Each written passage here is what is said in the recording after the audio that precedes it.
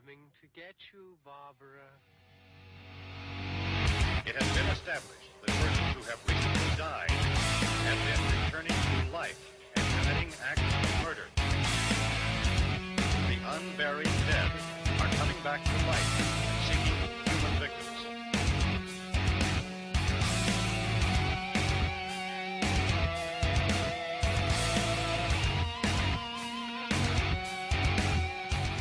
Welcome to a podcast from Manette. This week we'll be discussing The Exorcist. And we have two guests with us, writer and director of Demon Resurrection, William Hopkins. William, how's it going? Good. How you doing, Kerry? I'm doing awesome. And a writer and director of Butterfly Kisses, who has been on the show before, both of them have, Erik Myers. How's it going, Erik? Doing well. Thanks for having me back. Oh, anytime. Billy, how you doing? Pretty good. You look During my day off. there. Yeah, you look pretty relaxed. Yes, I am. And Aaron, how you doing? I'm doing good. I'm looking at my screen here. It looks like the Brady Bunch beginning. Yeah.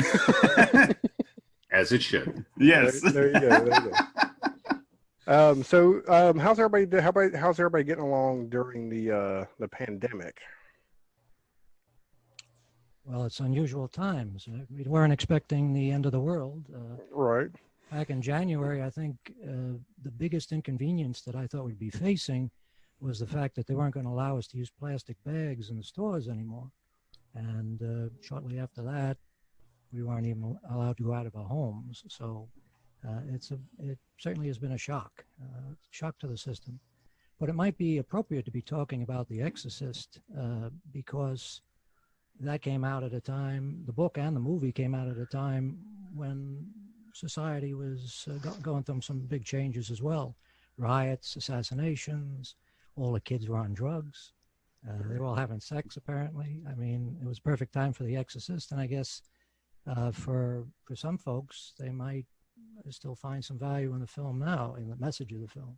I'd say it's kind of similar, but it's also very different in the sense that, yes, you did have the generation gap.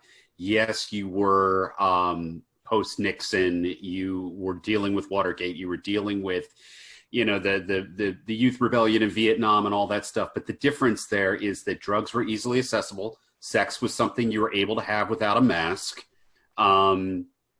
It was a more fun end of the world. That's true, yeah. More fun, you meant you said, or more fun? More accessible. Yes, yeah. Well, Blatty and Friedkin both denied that the film and the book had any social relevance at all. They denied that there was any message to it. But it's kind of hard to believe when you read the book, and which I actually just did this past week, just to refresh my memory. It's pretty hard to believe that he didn't see what was going on around him and that he wasn't trying to address it in some way. Well, I mean, you start the whole book and movie off with Ellen Burstyn's character, Chris McNeil, who is involved with a campus crisis. And you then segue into the generation gap. You have her daughter, who is becoming this essentially a juvenile delinquent, hypersexualized, using foul language, and really representing what adults were seeing in their draft dodging, long hair, stoner kids at the time. It's very, very transparent, and maybe Blatty didn't intend that. And I knew William Peter Blatty, and he was not approaching this story in any way as somebody who was trying to make a fun horror movie. And he really wasn't interested in going for allegory. This was straight up evangelism. He wanted to scare people back into church. Let's go back to with William Friedkin. Originally, what's that? I was going to say, let me go back to the them saying that they didn't intentionally have anything. I think a lot of directors do that. I think George Romero was famous for him saying that his Dead movies didn't have any social commentary. But if you watch those movies, they match up pretty well with the times that they were in. Do you think that directors, and we got two directors here, is it just they didn't want to be, they just wanted to say they had the idea? I think in the case of Friedkin, he was embarrassed, I think, because he was a Hollywood film director. He was one of the new Hollywood directors, right? He came in with that wave of people like Peter Bogdanovich and Martin Scorsese. So he didn't want to seem to be an evangelist for the Catholic Church. And I think that's probably why he sort of waved his hand at all those folks that were trying to figure out what the movie meant. It seems pretty obvious that, and as a matter of fact, Mark Kermode, the British film critic, he's a big champion of The Exorcist as a film. He thinks it's the greatest film of all time. And he wrote a book about the film, and he says in it that Blatty was actually telling his Catholic priest friends that they should help him with this because it would be so great for Catholicism to have this story told. So he really was an evangelist. And to be honest, I think the reason why the film is so good is because you have a fellow who really believes the story, right? He really believes in demonic possession. He really believes in the power of Christ compels you, all that stuff. He's down completely for that. And then you have another guy, Friedkin, who's a sort of cinematic savant. He doesn't have any strong feelings about anything, but he knows how to make a really powerful and effective movie. So that when those two guys got together, that was all you needed. I just watched the film last night, and I'm still in awe of how well, especially the first half of the film, which is usually not the part of the film that people are impressed by. But when you watch those scenes with the mother and the daughter talking quietly with each other, or the whole sequence where Karras visits his mother, that is almost like documentary style. It's not surprising because William Friedkin was a documentary filmmaker before he went into feature films. And that, of course, is what's so unfortunate about Friedkin then backpedaling on his own atheism, yes, to recut the film and create what was originally called the version you've never seen, which is essentially Star Wars in anything but name, with this terrible, intrusive soundtrack now, where this film originally used very, very sparse music, and now there are all of these cues that have been jammed in there. There is CGI all over the place, and he has taken so many of the scenes that Blatty felt were so important in the novel and in the original shooting script that just underlined and overemphasized these very Catholic themes. They've now been reinserted, and it's completely changed the flavor of the film. No, I agree with you on that. I think that I can understand why they felt they needed to add stuff, because after all, this was a big release. When it was re-released, it was released like a new release, and it made a tremendous amount of money. I think it made $40 million in re-release. So they come to Friedkin and they say, look, we can't do this unless you're willing to put something back in. And they stick in the spider walk sequence, which was unnecessary, and all the scenes that you're talking about. And I have to admit, the most puzzling thing, I can understand why he put the dialogue back in, because William Peter Blatty had been bothering him for 30 years to do it. But why put that new music in? It destroys those scenes. Those scenes play perfectly, like Lieutenant Kinderman talking to Karras. That doesn't need any stings or cues to try to hype up the emotion. And when you put the music in, it saps the strength of the dialogue. You stop paying attention to the dialogue and you start paying attention to the music, which is exactly the wrong thing to do. Right, just the Lee J. Cobb's performance as he's describing the Burt Dennings character with his head twisted around backwards was so strong because, it, as you said, it had a very documentary aesthetic to it. And so you felt like you were eavesdropping on a real conversation. Now it plays like a scene in a film, in a horror film. And now, do you think with what you're saying, you know, the changes with the music and everything, you think those were, you know, people like, hey, man, we got to do something different. We can't just have it like this. This is what other movies are doing, so we're going to do it too. You know what I mean? You know, the suits get involved in things, or the money gets involved with things. You think that's probably why they did it that way? Honestly, my impression would be The Exorcist is one of those films that's a victim of its own reputation. And it is so frequently lauded as being the most terrifying film of all time. in much the same way that its sequel, The Heretic, is often called, the worst sequel of all time. Yeah. And while I agree with it being perhaps the worst sequel to a fantastic film ever made, anybody that thinks that's the worst sequel has not watched many movies. But regardless, the fact is that this movie has such a profound reputation that when it was re-released in 2000, there were so many kids or teenagers or even adults, particularly in Great Britain, where the film had been banned as a video nasty, who were getting the opportunity to see it for the first time. And it was in so many ways an old-fashioned film, that it was boring, it was laughable, at least by contemporary standards. So I really feel like a lot of those things that were jammed in there, a lot of the CGI and the music, was to try to modernize the film, which simply works against what makes it a period piece. I think it's a very timeless film, but it is representative of what, New Hollywood was doing in the 1970s. Now, Billy, you're the youngest person on here. What did you think of The Exorcist? And when did you first see it? I probably saw it when I was probably like 13 years old, and like movies never really scared me. Like only a few scared me, like Hellraiser. But The Exorcist was one of the movie that creeped me out. Like it, what can you say about a movie that's already been talked about forever? It's the greatest. One of the greatest horror movies ever made. The fact that you say it creeped you out, you're making a distinction between that sort of effect and it being scary.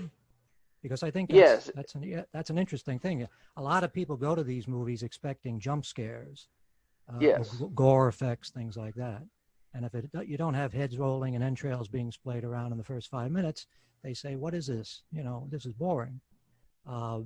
But there are films that aren't scary in that sense, that are still unsettling, and that you carry them with you, and you feel a level of a weirdness and suspense and tension while you're watching them, even when there's nothing particularly horrifying going on the screen. I feel dread, like dread's coming. Dread is a good word for it, yes. Right? Absolutely. The movie has a creeping feeling of inevitability, and you just feel like you are in a moving vehicle that is driving toward the wall, and you can't get out. You have to see it through the entire way. And that might be one reason. There are many reasons why none of the sequels are really very good, but one reason why is because they all think they have to front load the film with shocks. Right from the second film, you have the scene with Richard Burton witnessing the immolation of the villager or whoever that was supposed to be, the possessed person. Basically, what they're doing is they're denying themselves the ability to grow. Right? You can't go anywhere when you have, in the Schrader film, Dominion, he starts the film with a little girl getting shot in the head and then a whole town of people being mowed down by the Nazis. Where can you go after that? Right? Well, that's the thing, and I don't want to veer too wildly off course, but I mentioned that I thought that this is, and I think it's a pretty indisputable fact, that this film is a victim of its own success and reputation, but that translates to the entire franchise. You have this film, which was lightning in a bottle for so many different reasons, and when you come to The Heretic, this was a film that was self-consciously trying to be the opposite of The Exorcist in so many ways that it had to be recut in the theaters during its opening week of release. That had never happened before. And so then the third film is shot, at which point you have the artist who decides, well, this is the story I'm going to tell. And then the studio going, no, we have to make The Exorcist again, because look what happened with the second one. And then you end up with reshoots and multiple versions of the film. And then you end up with two prequels where one of them is put on a shelf because, again, let's self-consciously make a different style film. And the studio says, no, it has to be more like the first one, to the point where we then get a carbon copy of the same prequel directed by, Paul Schrader's equal and opposite, Rennie Harlan. And that is such a disaster that you've got to pull the first film back down off the shelf. It's everyone trying to remake what was so effective Boxing Day 1973 and realizing you can't ever do that again. But you know, to a certain, I mean, I think that the sequels probably are an example of the worst management of a property that we've ever seen in commercial film. Every one of the sequels was a disaster in one way or another, either because the studio interfered or because the person who they hired to do the job didn't want to do what they wanted, which is kind of a strange thing. We tend, if we're as filmmakers, we tend to champion our fellow filmmakers. So the tendency to immediately go to the defense of somebody like Paul Schrader, who's a very talented guy, very intelligent guy. I have great admiration for him. But surely he knew, he'd been in the business for years. Surely he knew what they really wanted, whatever they were saying. And he said, well, I took this script that they gave me and I did the best I could with it, essentially. And I think he did, and he didn't do a bad film. There's nothing embarrassing about the film at all. But surely he must have realized that they were going to have objections to a film that didn't really in any way represent a commercial product. Even he said, I think he might have even said it in your interview with him, that he knew that this was never going to be something that would be a blockbuster. But that's what they were hiring him for, right? Nobody hires you to do a sequel to The Exorcist, for Christ's sake, which was, at least for a time, one of the top-rated film in history.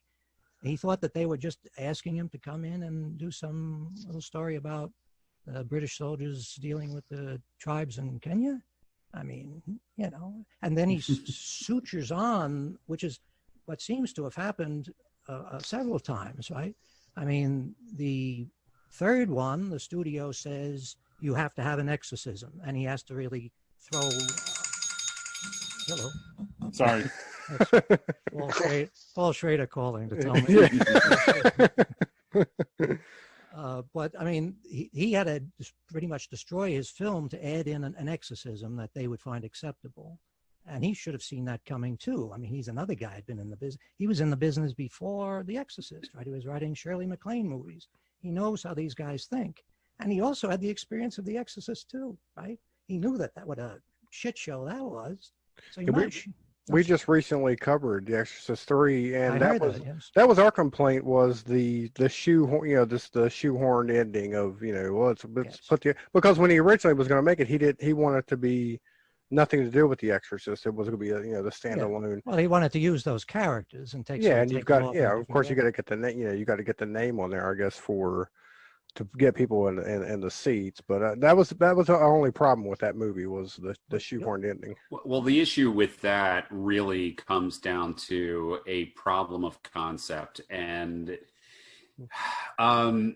you know, without spoiling too much, I'm working on a big series of articles for Ain't It Cool News, sort of detailing the history of The Exorcist 3. And Blatty, he opened up his vault to me, and he shared a lot of earlier drafts of the script, shooting materials, and it was always an issue of concept. And that problem was that he never nailed a satisfactory ending. Whether it was his original pitch, whether it was then the novel Legion that he wrote, the original script that Morgan Creek originally signed off on, the shooting script, the revised ending script, he never got an ending that worked. And it was always a great concept. It was always a great story, but it never had a third act that successfully managed to tie up all of the narrative threads that had been running up to that point. And specifically for Morgan Creek, it never included an exorcism until he was forced to jam one in there. And so, you know, that was always a great story in search of an ending. Right. And the ending that he actually ended up with in the book, if I'm not mistaken, I haven't read it, just has Lieutenant Kinnaman shooting the Gemini killer. No, that was actually the original ending that he shot, which was incredibly anticlimactic. And the book just had the Gemini killer spontaneously dying. Oh. It never built to anything. Right. So. Well, the changes that they insisted on beyond just having an exorcism also included bringing in another exorcist, which is loopy in the movie. It doesn't make any sense that this stranger would be able to be walking into a maximum security mental hospital. He just sort of coasts in there like he's possessing divine power. And the business with working Jason Miller in, that sort of confuses matters too, because is it the Gemini killer or is it Father Karras? Who the fuck is this? Well, I do have to argue with both of those points strictly because a lot of people never seem to understand how it is that Nicol Williamson's Father Morning happens to show up when he does. There is a very quick blink and you miss it moment where George C. Scott as Kinderman is on the phone calling Father Morning. He's asking to speak to the hospital chaplain because he has been informed earlier in the film that this chaplain has performed exorcisms before. So that is set up. It's so fast that it barely registers. And the other side is that I think that as many people who complained about the alternating visage of the Gemini killer, is it Jason Miller, is it Brad Dourif? I saw that film in the theater on opening day when I was 14, and it blew my fucking mind. The way that you went from Jason Miller to Brad Dourif and George C. Scott saying, well, I'm seeing a man who looks like Jason Miller in front of me. And Brad Dourif says, if you looked with the eyes of faith, you would see me.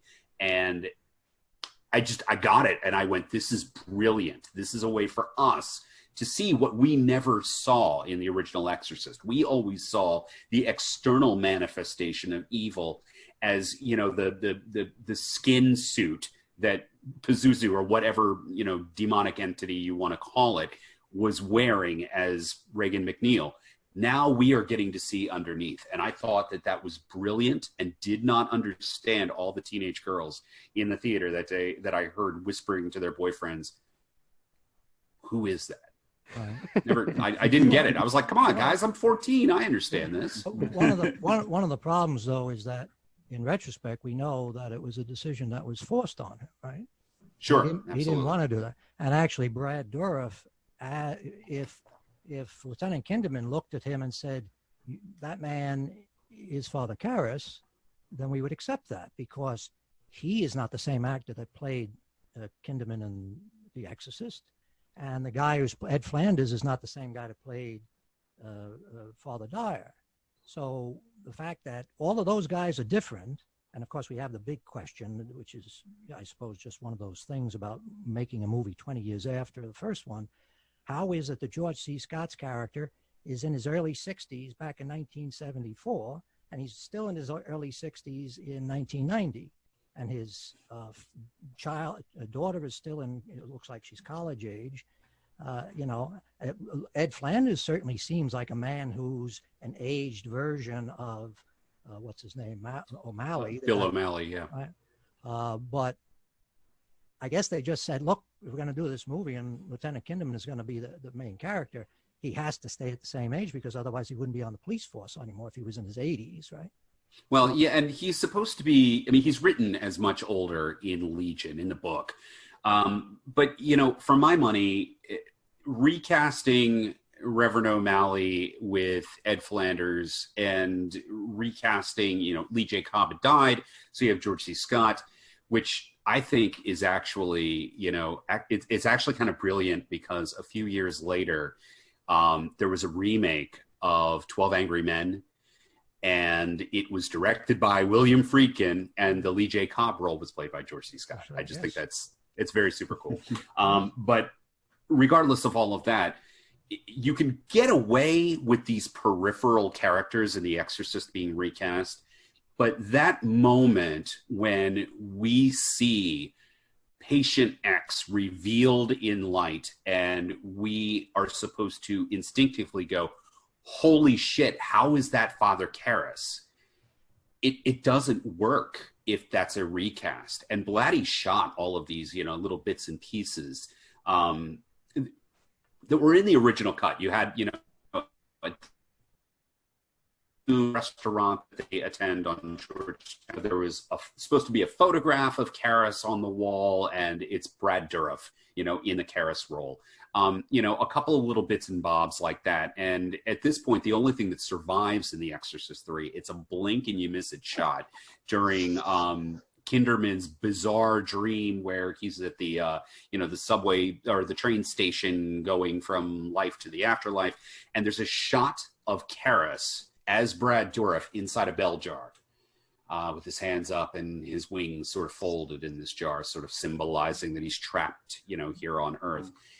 It doesn't work though when he, raises his head, reveals himself in a straitjacket, and the audience is left to ask, well, who the fuck is this? Well, the question I would ask is if Blatty was so interested in making something that was separate and distinct from The Exorcist, and he felt that the important relationship is Lieutenant Kinderman, Father Dyer, and the Gemini killer, why bring Father Karras into the picture at all?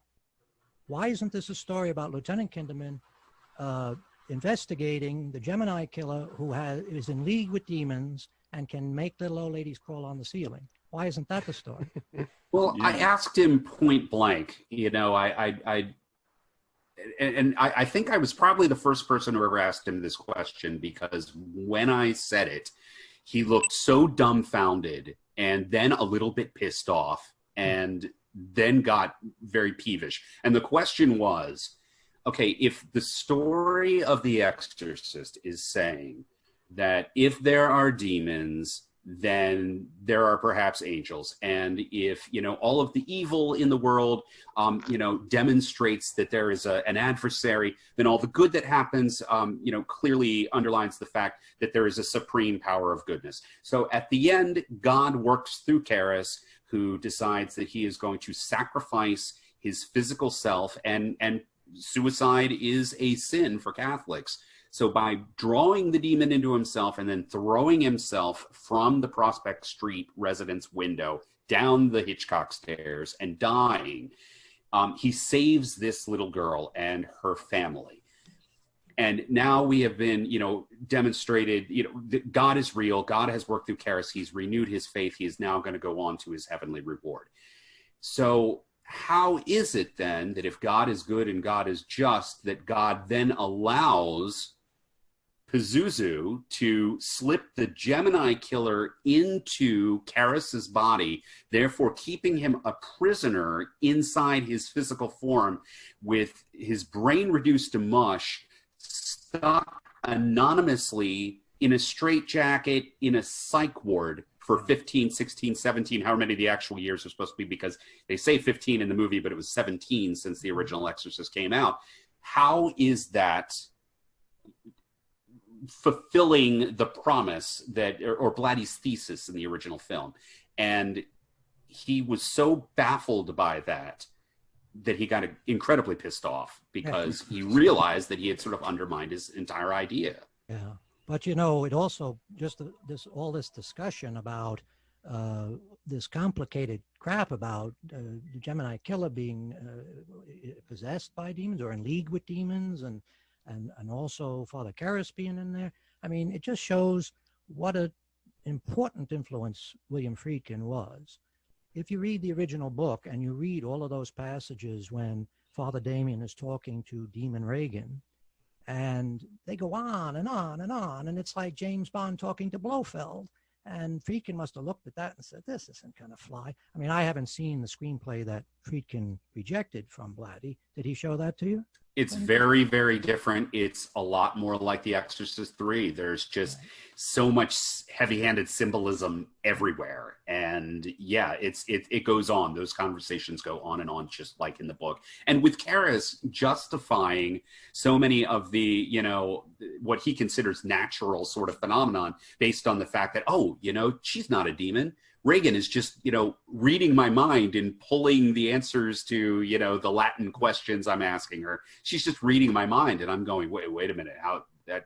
I'm really glad Friedkin got that stuff, because it was kind of silly, even in 71. I will admit that I went back to the book expecting it to be a howler. I thought it would stink, because after all, he's not regarded as one of our literary giants. And in a way, I came back with a different feeling. I have a respect for him as a writer, because I think some of the things that he's doing are actually very clever if you have the agenda he has. Sure. As an evangelist for an idea, he picked an extraordinarily sophisticated and clever way because he makes you, even if you're a non-believer, he makes you come along with him and reach the same conclusion. He sets up, he has like pages of discussion of different types of theories of why this might be happening. She's got a brain lesion. She's got various psychological problems. And what he's doing is he's sort of building this bulletproof case for exorcism, for demonic possession and exorcism. He forces the reader to say at a certain point, yes, she's possessed by the devil. There's only one thing you can do, and that's exorcise her. And that's important because there's a lot, if they had just jumped to the exorcism right at the beginning, there'd be a lot of people saying, oh, wait a minute, she's not really possessed. Why don't you send it to the doctor first? Why don't you get a psychiatrist? So that was very clever of him, I think. He anticipated every argument against demonic possession. He anticipated and he put it to rest. But from my perspective, the value of the first film is that it's a beautifully made film technically. It's a very powerful film, and it can even make people who find Blatty's message to be, I still think it's a great film, you know? I mean, I find his ideas to be ridiculous and unsophisticated and backward. And even the idea in Exorcist 3 that he's basically saying that I assume this is what he's saying, serial killers aren't doing horrible things because they are mentally ill. He's saying they got devils in them, and that if you sat and chat with them, they'll come up with all this sort of cackling villainy dialogue. That stuff is, you know, that closes out of town as far as I'm concerned. And actually, they did a theater version of this in Chicago, of Exorcist 3. I would love to see that. I would love to see how that plays in front of an audience, because that sort of heavy-handed stuff, for me, I think that that's the stuff that the younger generation should be laughing at. I don't think they should be laughing at the first film any more than we laugh at Triumph of the Will, right? Well, I would recommend reading Legion. The stage play that you're referring to was based on the book rather than any incarnation of the film or any of the screenplays that were written. And the book, I'd really be interested in your take, because considering that you found the original Exorcist novel to have a lot of value due to a lot of the narrative tricks and the procedural sort of quality to it, Legion does not read the same way. Legion is rather, it's probably about 60% an internal monologue where Kinderman is pondering the problem of evil and trying to sort of justify how there can be a God in the world with all the terrible things that happen. And what you see in the film is only a very small percentage of this book. It is really Blatty using what was a very thin skeleton of a story to further evangelize, but to a much greater degree. It's a tough read. It's a very tough read. Well, it wasn't a big success, and I understand he had to actually sue the New York Times for not including it on the New York Times bestseller. You are absolutely right about that. You are absolutely right. That's not a good sign. Well, since we have two directors on here, I want to get your guys' opinion on Williams' the way he directed the first Exorcist with the because there was a lot of controversy with the shooting the gun. Right. Physically hitting actors. Yeah. Well, I tell you, I don't think that's the sort of thing that you could do today. So even if we like the idea, I don't think anybody would allow us to get away with it. There is an argument to be made that as long as you have the acceptance of the actors, that you can use tricks like that. I mean, he wasn't firing a loaded gun. I assume it was a gun with blanks in it. I don't think the actors even today, Ellen Burstyn certainly doesn't seem to be recalling those things with fondness, especially since she came away with a permanent back injury, apparently. But I don't think they're really useful techniques, but the fact that he had to resort to that is an indication of he was going for complete realism, and he knew he couldn't, there was nothing else he could do to trick the actor into giving a realistic performance in those situations. When he slapped O'Malley to get the proper reaction when he was holding Damien's hand at the end and giving him the last rites, that's a very powerful scene, and it works because his hand is shaking. You can see the emotion in him at that moment. That's something that a relatively inexperienced actor would probably not have been able to do. Well, I know that Jason Miller had complained about the gun because he thought, I'm an actor, let me act. Erik, what do you think about a director thinking, I need to help these actors along in this way and not just letting them act? Well, first of all, it's interesting that Jason Miller says, I'm an actor, just let me act, because he wasn't an actor. He was a playwright. He was a director. And one of the brilliant things that Friedkin did was he cast these very, very talented, very experienced actors like Lee J. Cobb, and Ellen Burstyn was still on the way up, but she was and is a class act. But then he populated this film with newcomers like Linda Blair, Reverend Bill O'Malley. Just listen to his title. The man was not an actor. He had Catholic priests playing themselves in this film, and for whatever reason saw a production of that championship season that Jason Miller had written and directed, and upon seeing this decided he wanted the guy sight unseen who directed this play to play Damien Karras.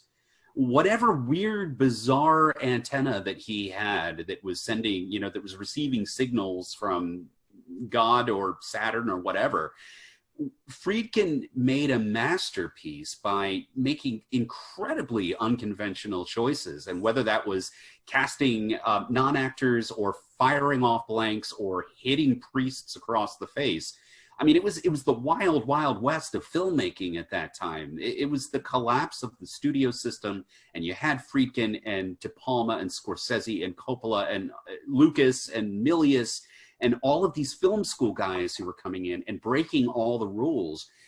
People who were accustomed to making films like we are, with scotch tape and popsicle sticks and very, very small budgets, having to come up with unique and creative ways to tell unique and creative stories. It's just that now, instead of scotch tape and popsicle sticks, they had money, they had cranes, they had, Panavision. They were able to apply all of those film school techniques with a Hollywood budget. And so my feeling is, and it's been said by a billion directors before me, it sucks today, but film is forever.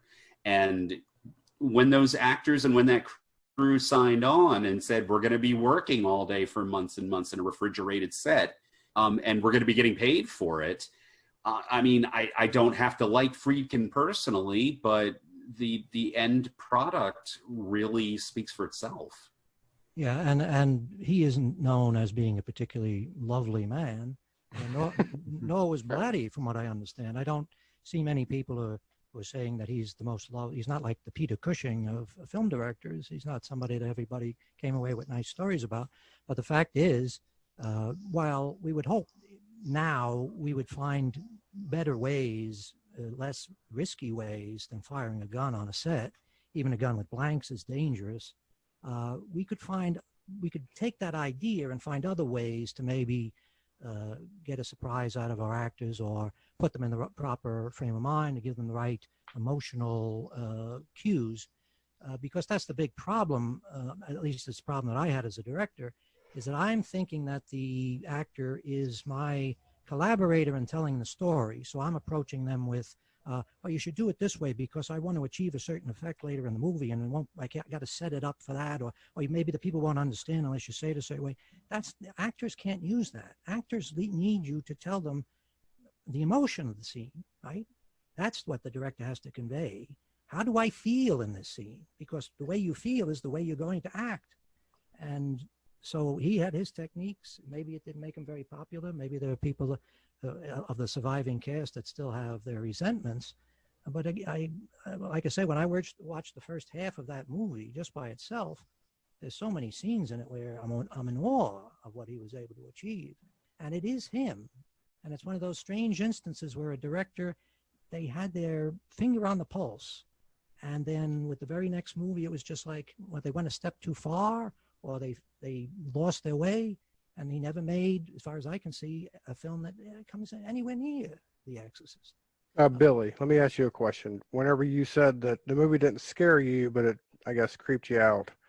Yeah. When you watched as a kid, did you ever think I could actually be possessed? Like, did you think that part of it was real, or No, no, not really. It just made me feel very uneasy. Just it was kind of like disturbing to me. Like probably because of how the makeup was and the voice, her running down the stairs all backwards or whatever. That creeped the hell out of me.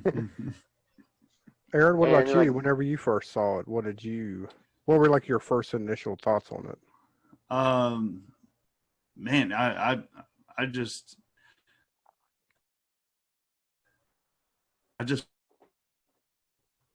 in love with it. He's cutting it out there. You're cutting out, man. Yeah. It's one of my favorite horror movies. Yeah, you were Am I there? Yeah, you were cutting it out there. Okay. Well, I'll say this: like, I don't remember the first time that I seen it, but I know I seen it as a kid, and then of course I remember watching it again when they come out with I guess what you called it, the version you never seen. That's what Now they call it. my question is: in the original cut, did they have the flashes of Pazuzu? Or was that just in the version you never seen? They Yes did have, and no. Yes and Like no. in the kitchen, I remember seeing the no, one not in on the kitchen. No, that's an example of the horrible things that Okay. he added in. I mean, to me, that's ridiculous, right?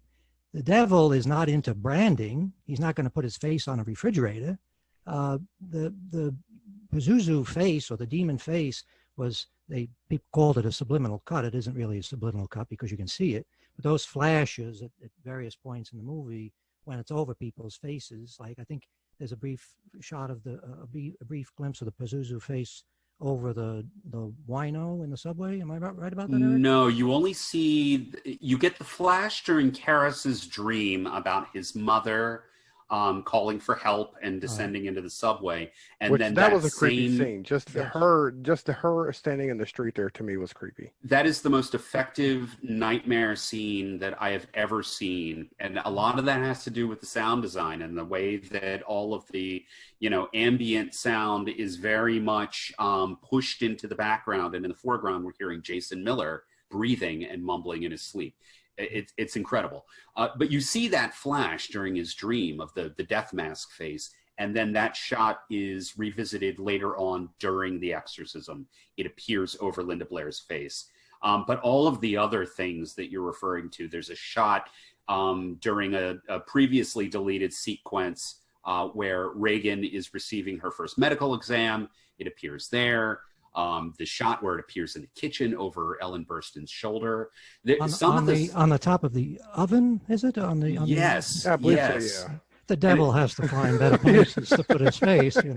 And here's the weird part, that there were actually, and this is another Star Wars special edition sort of illusion, because when the film was released in 2000 in the cinema and then was released on DVD, there were all of these changes and all of these subliminals that have been added in. And then when it was issued for the first time on Blu-ray, and unlike George Lucas, William Friedkin allowed both versions of the film to coexist.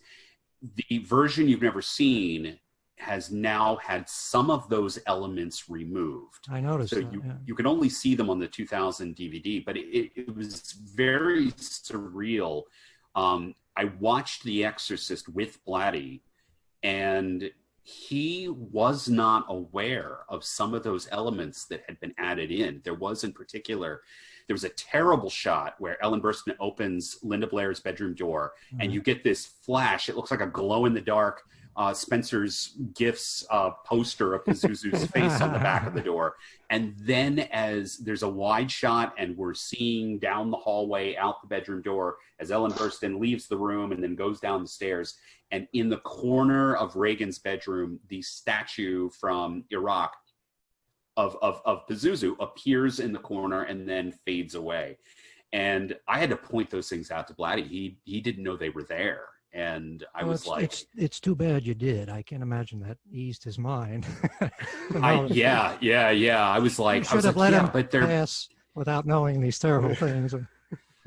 I was at least relieved to be able to say, well, but they're not on the Blu-ray now. Well, So I noticed that some of the things came out because that face on the wall had always bothered me. I thought, God forbid Reagan had like a hang in there kitty poster on the wall, we would have seen the demon. But I noticed that there was one edition on the Blu-ray that I hadn't seen before. Maybe I just didn't notice it. But seeing his mother's face on the window just before he jumps out, that's new, right? No, that was always in the, or it was always the version you've never seen. That wasn't added to the Blu-ray. That was for some reason I'm also thinking that whenever he takes the demon in from her, I'm thinking that it flashed the Pazuzu one over his face too when that happened. When he got he takes on a demon look, and he sort of alternates between the demon look. And I haven't checked this because the version that I have in my mind now is the most recent one, the Blu-ray version. It seems to me that in past versions, he jumps out the window when he has the demon look. The idea being that the demon is in him, and then he jumps. When I watched it last night, it looked like he flashes back to himself before he jumps, which might be them suggesting that he wasn't really successful, that he killed himself and the demon wasn't really in him. So in the original theatrical cut, it was a jump cut. You see a low-angle shot of Jason Miller as he's rearing back, and he has this, evil look on his face, and then it does a jump cut where he no longer looks evil and he screams no, and then we cut to him jumping out the window. And that was the original theatrical presentation, VHS, DVD. When the film had its 25th anniversary release in 1998, that jump cut was smooth. Right. The transition was changed, so it looks more like sort of like a morph, and that's the way that it's been ever since. But he still, in both cases, he was not in the demonic. He was not in the demonic state when he jumped. Correct. Okay. So Billy, what do you think? Was that always their idea? I think it was supposed to be, on Friedkin's part, it was supposed to be ambiguous, and that just pissed Blatty off to no end. That it was ambiguous. It would make sense if you wanted to say that he really just killed himself and didn't really accomplish what he wanted to do. He didn't take the demon with him. He killed himself, and the demon just sort of went off elsewhere. Because in the book, they make a point of saying that once you exorcise a demon, it can't go back into the same victim.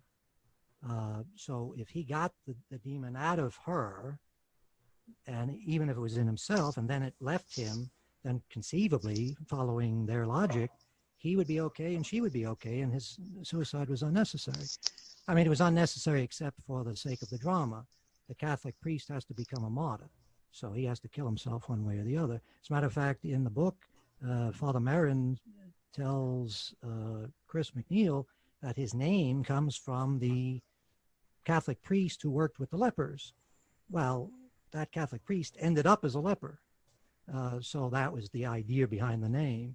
He also mentions this, I don't know if this is something he ever discussed with Blatty, the business of the head turning. In the book, he says that, first of all, there's a fortune teller or a Jean Dixon type person that attends Chris McNeil's party, and she brings later a book about devil worship. And they suggest in it that Reagan has read the book and that she's gotten her ideas about Satanism or possession from the book. So the idea of twisting the heads, that comes from the fact that apparently back in olden times when exorcists were out hunting for demons, the demons would occasionally assassinate them by twisting their heads around. So that sort of makes sense. Reagan is possessed by a demon. She twists this guy's head around. She throws him out the window. But then in one of his endless dialogue scenes, one of his little, chats with the Reagan demon, he has the demon say, "Oh no, we didn't twist his head.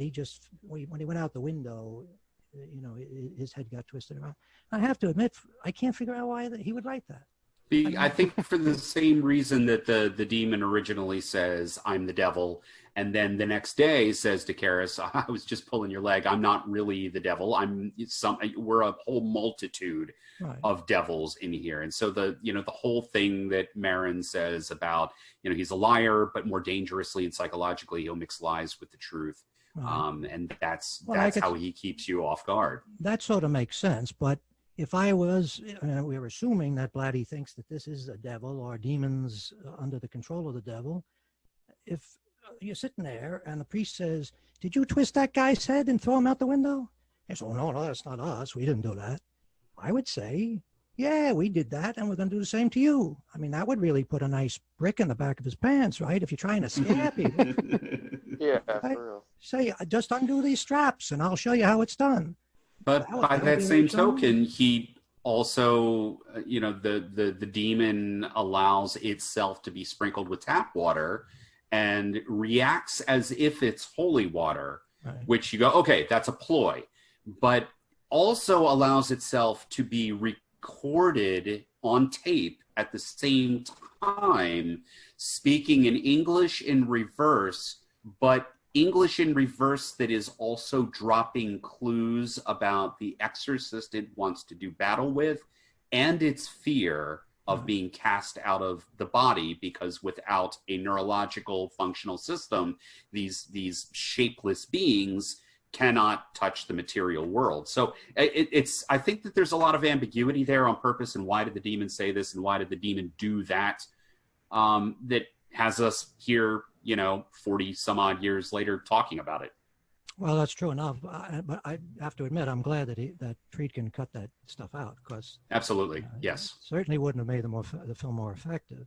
It does, but some stuff that I would have loved to have seen along the lines of that ambiguity you're talking about, and you mentioned the Mary Jo Spencer, I believe her name is, the girl who brings the book on demonology over.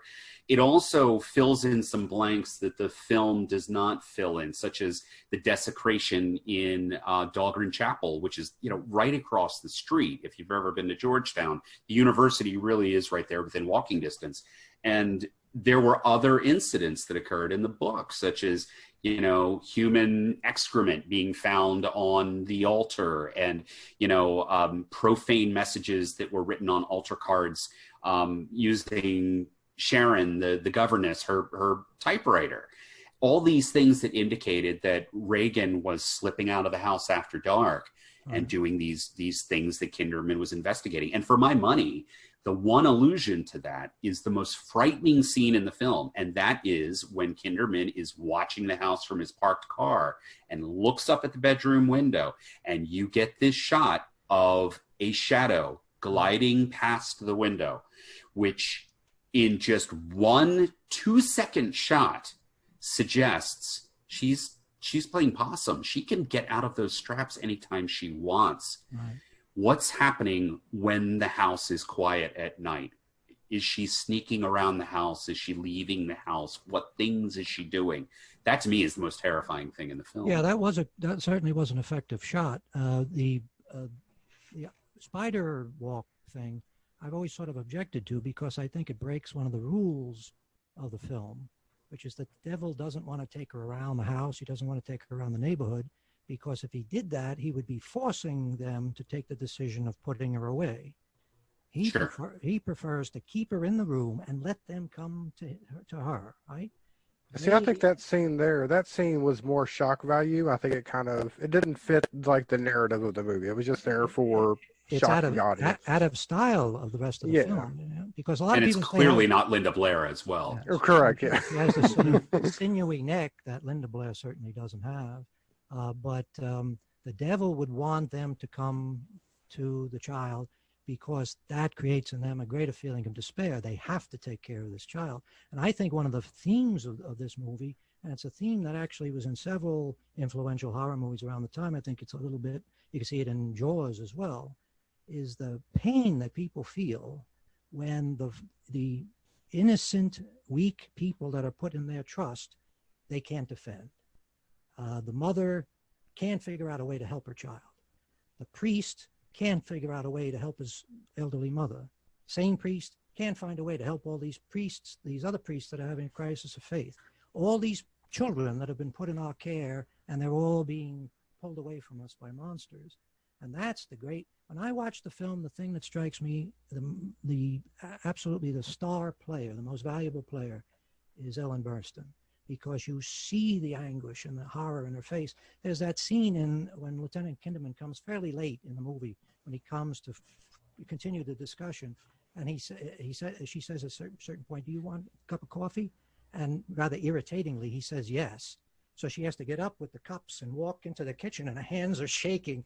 And you look at the expression on her face, And it's more horrifying than a lot of the things that are actually considered shock scenes in the movie, in my opinion. William Peter Blatty's problem, I think, is that he had this particular thing that he was pushing all the time, that his idea of heaven is sort of an all-male world where everybody will sit around and quote S.J. Perelman, or quote the Bible, or quote old Marx Brothers movies. Have some scotch, we'll smoke, and the women will all be in the kitchen, right? And in The Exorcist 3, that's really true. I mean, you look at the women in that movie, there's nobody who has any agency at all, right? They're either weird creatures like that nurse who can't put on lipstick, Mm-hmm. and I assume he made her weird because it was sort of a rather primitive attempt to make her the red herring of the story, that people would think that she's the murderer or she's the one that's being possessed by the Gemini killer. And if you notice, she's wearing a red sweater through the entire movie, so she's a literal red herring. Little red herring, yes. And the other women in the film are either his family, and they're always seen in the kitchen, it seems. Zora Lambert, who's a wonderful actress in her own right, she spends all her time over the sink or over the stove. And I never thought of this. And Zora Lambert is dubbed. It's not her voice. I noticed that. Was she suffering some sort of vocal problem? Or she had a throat problem or something? From what I was told, that was a studio decision. Oh, is that right? Yeah. That's wow. unfortunate. It really takes a lot away from the realism of that scene. You would think the one thing that you could do right in a fairly big budget movie is get a scene with a guy talking with his family. That shouldn't be that hard, right? And right from the beginning of the scene, when George C. Scott comes in the door, she's talking in a dubbed voice. She's obviously been looped. And he hasn't set the scene up so that you can see that there's another person in the room. So you have to do this sort of awkward cut to the mother-in-law, and she sort of nods her head, just so you know she's there. She's not nodding in time to anything that's being said, really. And, it just is not well done. And I think that's the big problem. He really wasn't a director. And he couldn't get Friedkin, apparently, I understand Friedkin was interested originally. They talked about him doing Exorcist 3. He had 1,000,001 reasons for deciding he didn't want to do it. There's the story of the $500,000 lunch where after The Heretic was such a disaster, Warner Brothers came to, they're realizing we have a potential franchise here. This is post Star Wars. So they come to Friedkin and Blatty and say, look, we will give you $500,000 to have lunch with us and to pitch us an idea for an Exorcist sequel that you two will do together. If we like it, boom. It can be one sentence. It can be a 2-hour-long pitch. If we like it, we'll sign you right there. And if we don't like it, you get $500,000 to split, and we walk away. And so apparently, Bill Blatty comes up with the concept that we now know as Legion, The Exorcist 3, and he pitches it to Friedkin, and Friedkin goes, I love it. It's fantastic. And they hook up with Jerry Weintraub, who's going to be their producer, and the three of them are all set to go have this lunch the next day. And Friedkin literally at the 11th hour calls Blatty up and says, I don't want to do it. And he cited all these reasons. He was like, I had done cruising, and cruising was very subversive, and that was a bad experience for me. And Jason Miller has, an escalating drinking problem. And it seemed to really come down to the fact that, again, victim of its success, he knew that no sequel was ever going to be The Exorcist again. And so he backed out. And according to Blatty, there were numerous times over the ensuing decade where Blatty would go back to Friedkin and go, hey, are you sure you don't want to do this? Because it seemed that the only way that any studio was going to go with Legion as a film was if Friedkin was going to direct it. And Friedkin always said no. I understand that John Carpenter was also approached at one point. And he was. I can't, this is He had a very, very specific, go ahead.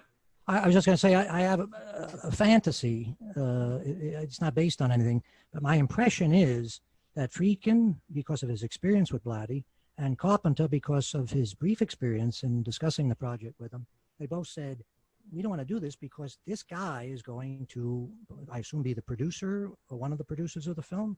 And yes. They didn't want another 30 years or 50 years of debate with him about what should be taken out or put back in, or who should be doing what, or how it should be done. I mean, I find it hard to believe that if Friedkin had done Exorcist 3, that it would have been as shapeless and screwed up as it is. Even with the addition of the possession scenes or the exorcism scenes, I think he probably would have found a way to get that story in shape so that it wasn't so sloppy. And the other thing about Blatty is he is a guy that is an old-time Hollywood screenwriter. He was famous before The Exorcist for writing the screenplay for A Shot in the Dark, a Peter Sellers Inspector Clouseau movie. Right? Yeah. His other claim to fame is he apparently did some features with Shirley MacLaine. He knew Shirley MacLaine. Shirley MacLaine apparently was interested at one stage in doing The Exorcist. He based Chris McNeil on Shirley MacLaine, right? Right. She must have taken as a great compliment. And it's MacLane's daughter who's on the photo, the cover of the original Exorcist novel. I think I have it here. That's she's hidden behind the thing there. Oh, that's her. I don't know why he thought he could get away with that. But I don't know if she ever sued him or anything. But I mean, he likes old-time Hollywood banter, and all of his scenes, including those wonderful scenes with C. Scott and Ed Flanders, where they play it perfectly because those are the guys to do that. But it's not tonally correct for a movie of this kind. I mean, he's making us love these bantering old men like they're the Sunshine Boys, and the next minute the guy's got his head cut off, for Christ's sake. That's not the way a movie like this should work. That's, the audience is here, and then they're there, and then they're here, you know.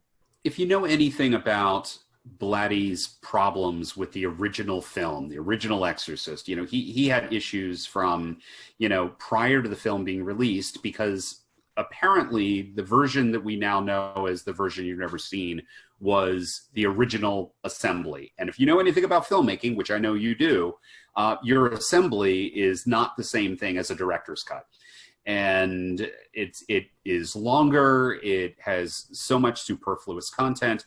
And when Friedkin decided to chop those 11 minutes out, Blatty became such a pain in the ass, being a producer as well as the screenwriter on that project, that Friedkin had to have Blatty barred from the editing suite.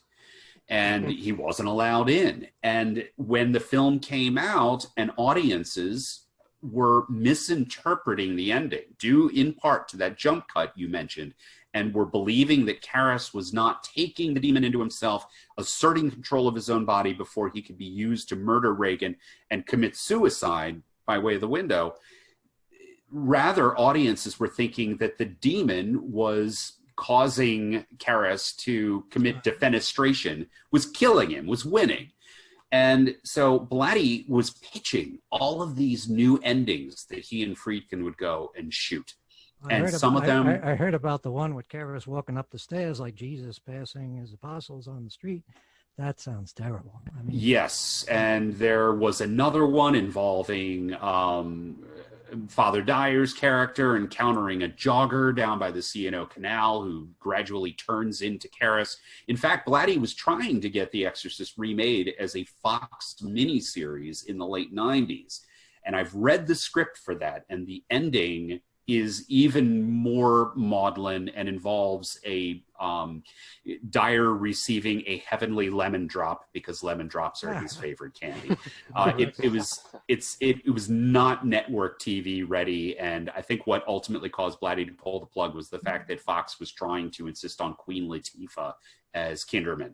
So at any rate, the point is that yes, Blatty was a guy who kept wanting to go back to that film and kept wanting to add new content and clarify things. And if you've ever seen his directorial debut, The Ninth Configuration, that is also a movie that exists in about 6 or 7 different cuts because he kept recutting the film. So he would have been a pain in the ass if another person had been directing The Exorcist 3. But what you see with Carpenter is the exact same thing you would have seen with Friedkin. Because what Carpenter told me is he's like, well, look, you know, I'm looking at the script and going, you need an exorcism at the end of The Exorcist 3. And Carpenter had these great ideas for, you know, he was like, I want to see representation of the demon underneath the skin. So I want to see during the exorcism what looks like snakes or whatever crawling underneath the skin. Like there's another face that's trying to get out. And their brief conversations, it made it very apparent to Carpenter that he would be directing the film basically in name only, because the deal that was set up with Morgan Creek was, if it was going to be Blatty's name on the poster and it was going to be based on Blatty's pedigree and his novel, then he was going to be the screenwriter and he was going to be the producer and he was going to get final cut. And yes, that's why you end up with this film that seems to be looking over its shoulder at what Blatty had done prior to The Exorcist, because The Exorcist in many ways killed his career as a comedy writer. And so it was almost like he was trying to say to everybody, I'm using The Exorcist 3 as a backdoor pilot for resuscitating my career as a comedy writer while still putting it in a horror sort of delivery system. Those scenes are charming. And I think, Gary, when you discussed this, I think there was general agreement that you love those scenes, right? Everybody the scenes between George C. Scott and, I keep wanting to say Ned Flanders, but I know it's not Ned Flanders. I could have watched an entire movie of that, just those two characters. I wish it had been that, right? I mean, that would have been wonderful. But the unfortunate thing is, and this is true with the Ninth Configuration as well, that sometimes people who have, it's what's the Dunning-Kruger effect? It's the people who don't know what they know, or certain that they know it, or whatever. They don't know what they know, what they don't know. They're ignorant of their own ignorance. And he seems to be completely convinced that to make an effective horror movie, you have to have this sort of like opening show, this little comedy routine first. That's a way to get the audience to sympathize with the characters, to make them lovable, and to have this sort of banter. And to be honest with you, as a comedy writer, some of that banter is pretty stale shit. In that one scene with a nurse, another sort of brainless woman, they have one conversation where a sort of brainless woman approaches them as a waitress, right, and asks if they want a drink, and then they're in the hospital, and a brainless woman comes in, mistaking the room. She's in the wrong room. She's looking for Schwartz, and that sets the line of jokes off, right? Oh, Schwartz, May the Schwartz be with you. May the Schwartz be. Isn't that terrible? And wasn't Spaceballs already out at that time? 3 years, yeah. And he tries to do 2 on a match. He says, "Go in peace, my child, and then may the Schwartz be with you." Any editor, I don't know who edited that movie, maybe he did. Any editor would say, "Bill, 1. I'll get away with 2." And it doesn't even make sense that he would say, "Go in peace, my child," because the whole point of the scene is she doesn't know he's a priest. If she knows he's a priest, she wouldn't be calling him Mr. Schwartz, right? So it doesn't make any sense that he would use that gag. He wouldn't get a response from her. She would just think he's a crazy old man. Well, I got to throw out there, not to cut you off, but Blatty fired the original editor. Oh, yeah. He fired the editor of the film, and he brought someone else in to do it at the end. So you mean our chance of having May the Schwartz be with you cut out was lost when that I believe it was, and he in fact, one of the beliefs that the editor had was that the reason he was fired was the fact that, and the editor is very, very generous, Todd Ramsey, when he discusses his involvement with the film.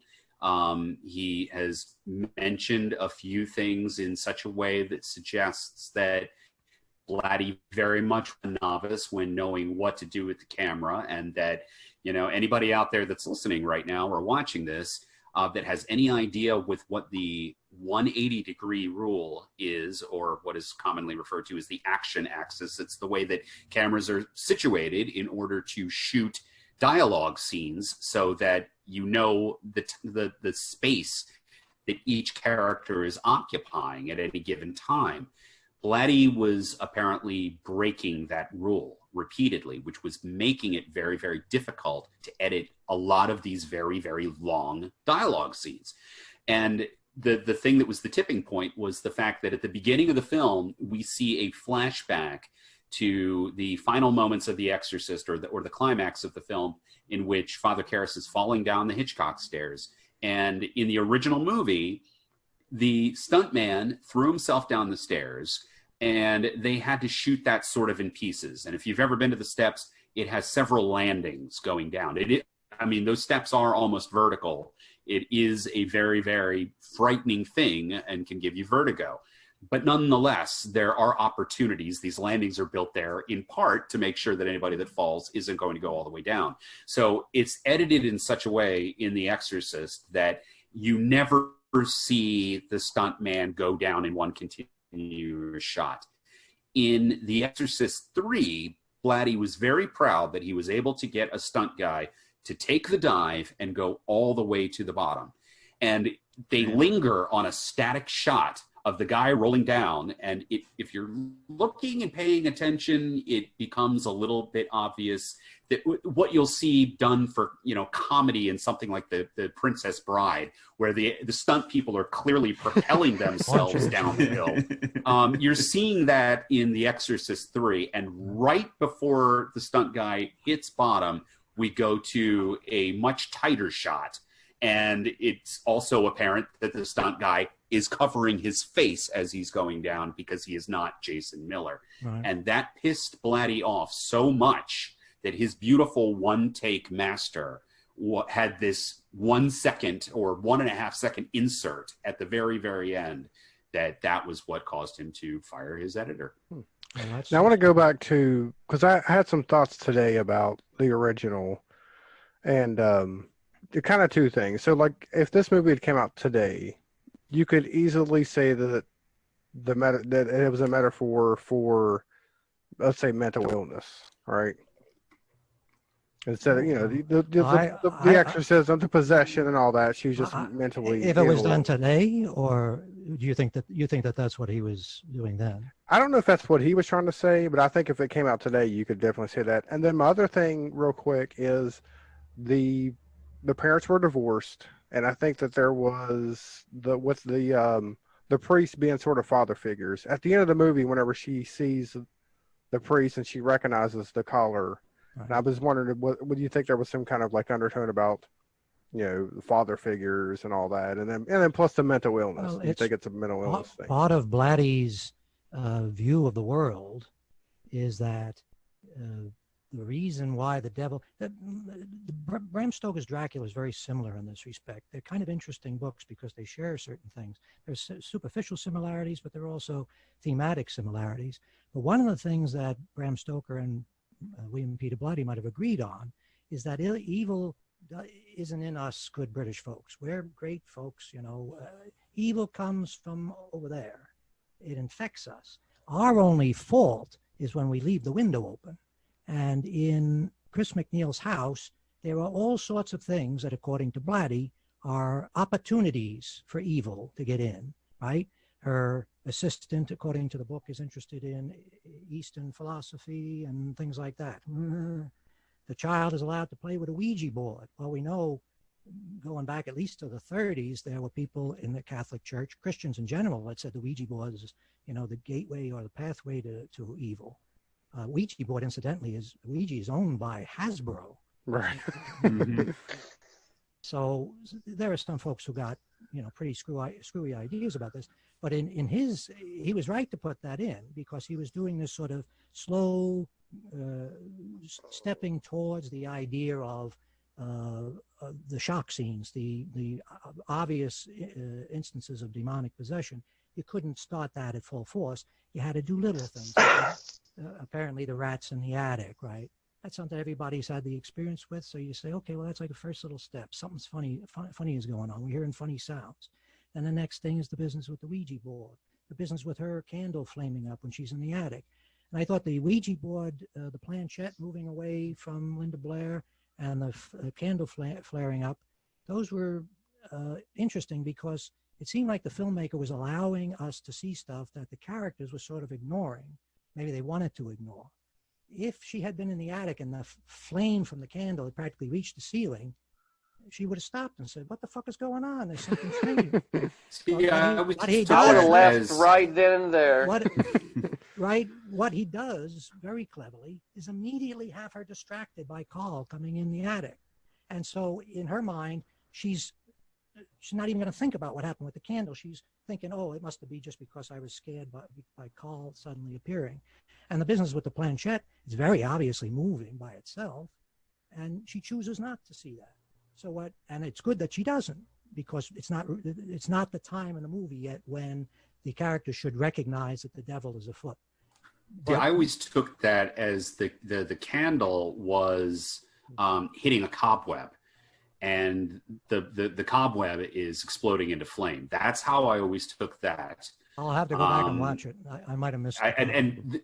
There's nothing that is, specifically showing to indicate that. That was always just my interpretation of the scene, because otherwise it is just a flame exploding on the end of a candle. The planchette, I think, that was something I always debated over, and I felt that was very clever editing, because that shot, that sort of, Chris's perspective looking down on the planchette, and the way that it flicks away from her hand to Reagan's, could have been interpreted in any number of ways, and could have simply have been Reagan, twisting her wrist, and if you've ever used a Ouija board, which I think most of us probably have, it's very light on the board. I don't use it because apparently if you use it, well, that's the thing with The Exorcist. I think that it works better. This is a rare occasion where I think it works better as a film than as a book.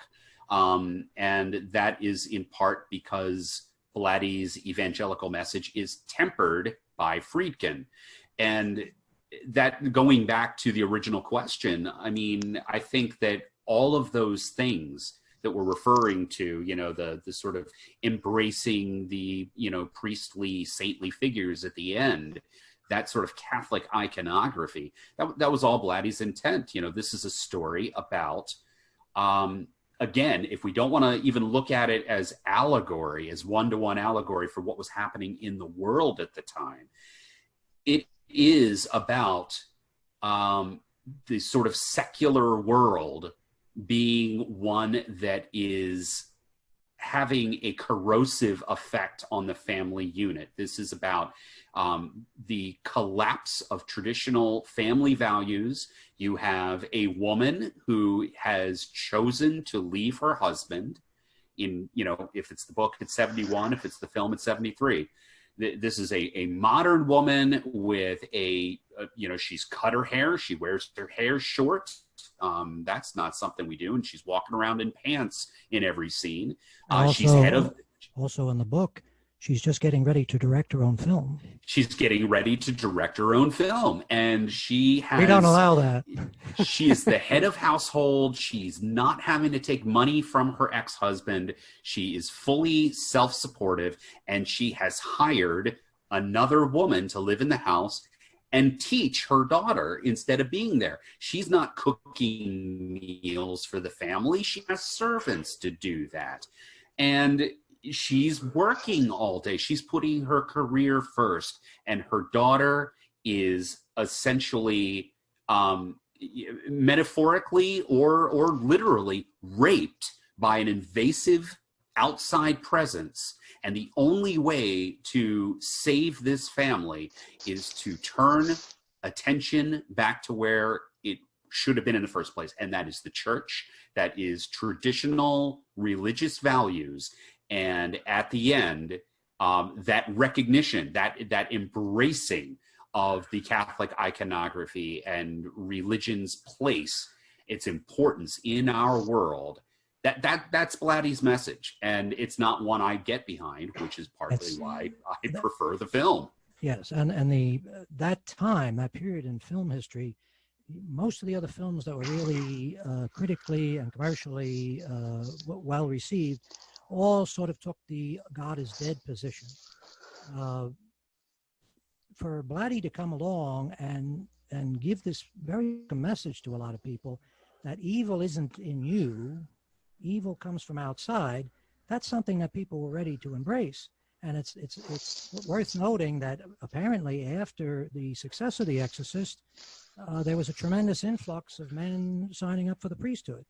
I don't know if that's a good thing, because guys signing up for the priesthood with the expectation that every day I'm going to be battling the devil, instead of doing the sort of miserable shit that priests probably have to do, like sticking a dollar bill in a wino's pants pocket in the subway, that leads to bad things. In a way, you could say that The Exorcist is the work of the devil, as some evangelists tried to claim at the time, because it led people in the wrong direction. How much of the satanic panic of the 80s is due to movies like The Exorcist and The Omen and Rosemary's Baby?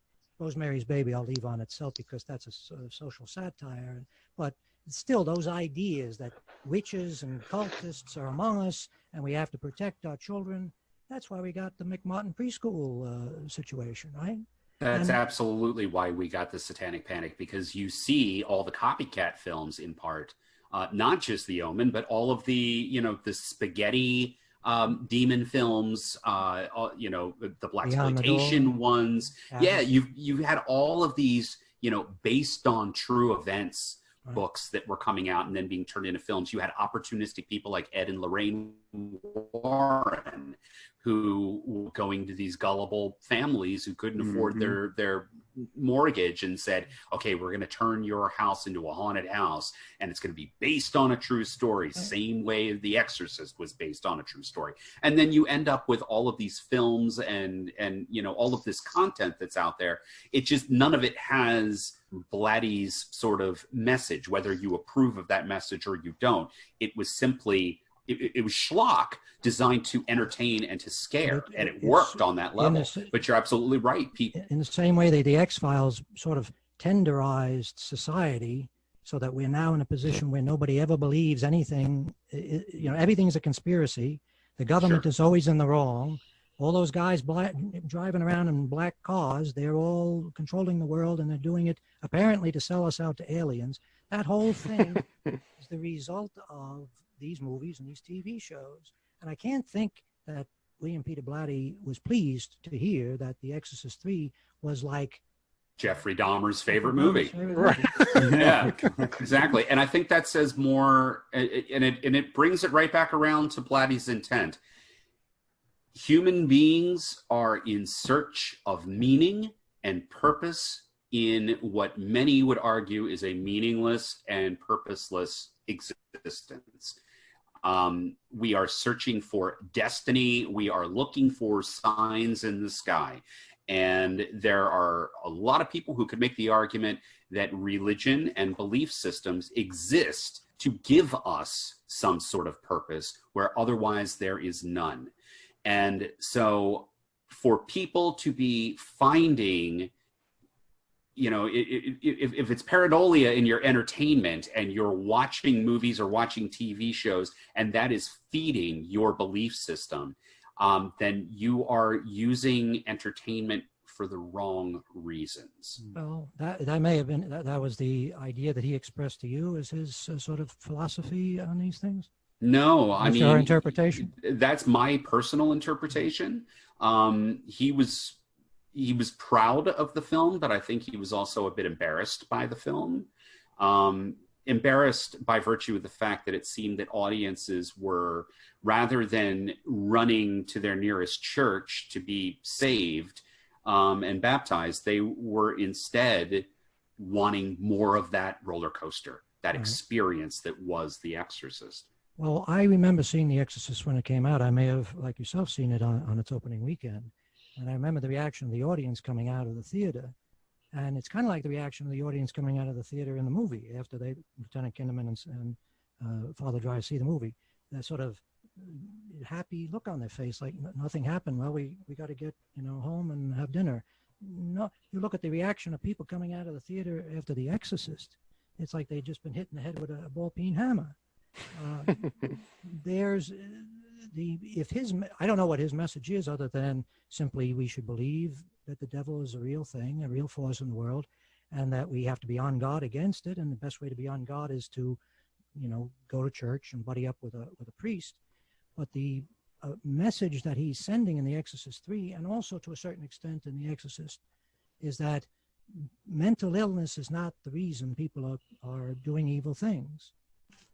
And that is certainly a welcome message for Jeffrey Dahmer, because he's basically saying to Jeffrey, oh, you're not doing these things because you're crazy. You're doing these things because you're a villain. You're an evil guy. You know, isn't it wonderful? Isn't it delicious to be so evil? And he makes him into sort of like a hero, a heroic figure, right? I mean, you could almost see him as, I mean, anybody who's working with demons, well, you know, they're on a different plane than most of us.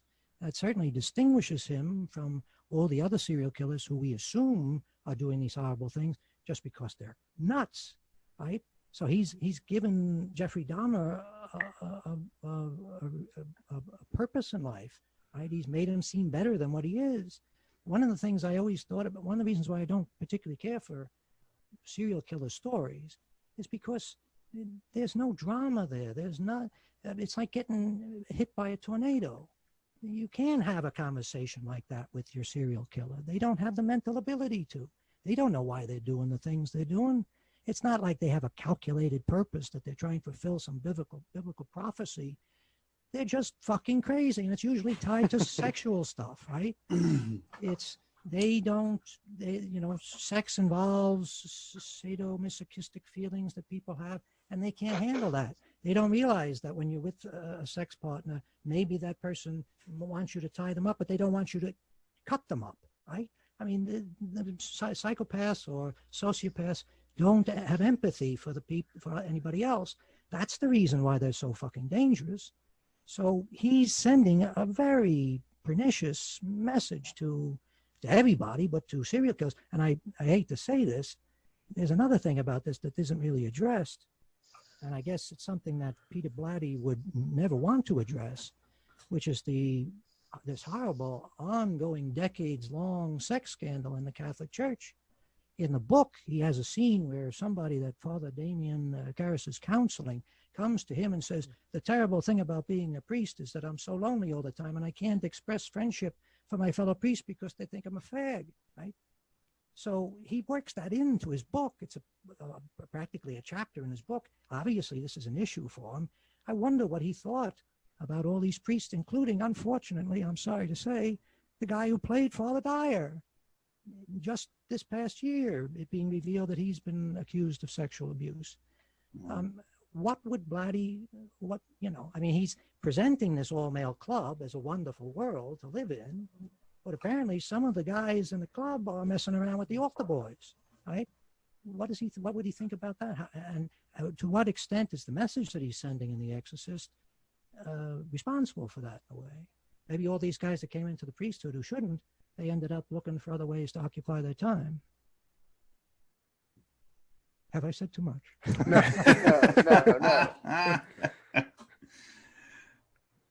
Not at all. I mean, if we're talking about serial killers having, a lot of sexual repression issues coupled with, a lack of empathy and extreme compulsive behavior, I mean, what is religion if not a way of trying to repress certain base human desires? And when you repress those desires, some really bad, fucked up shit can happen. And it doesn't just have to be your sexual appetite. Anytime you're trying to fight what human beings need, I mean, we all get the sex itch the same way that we all get hungry and we all have to use the bathroom. There are certain things that are just part of human nature.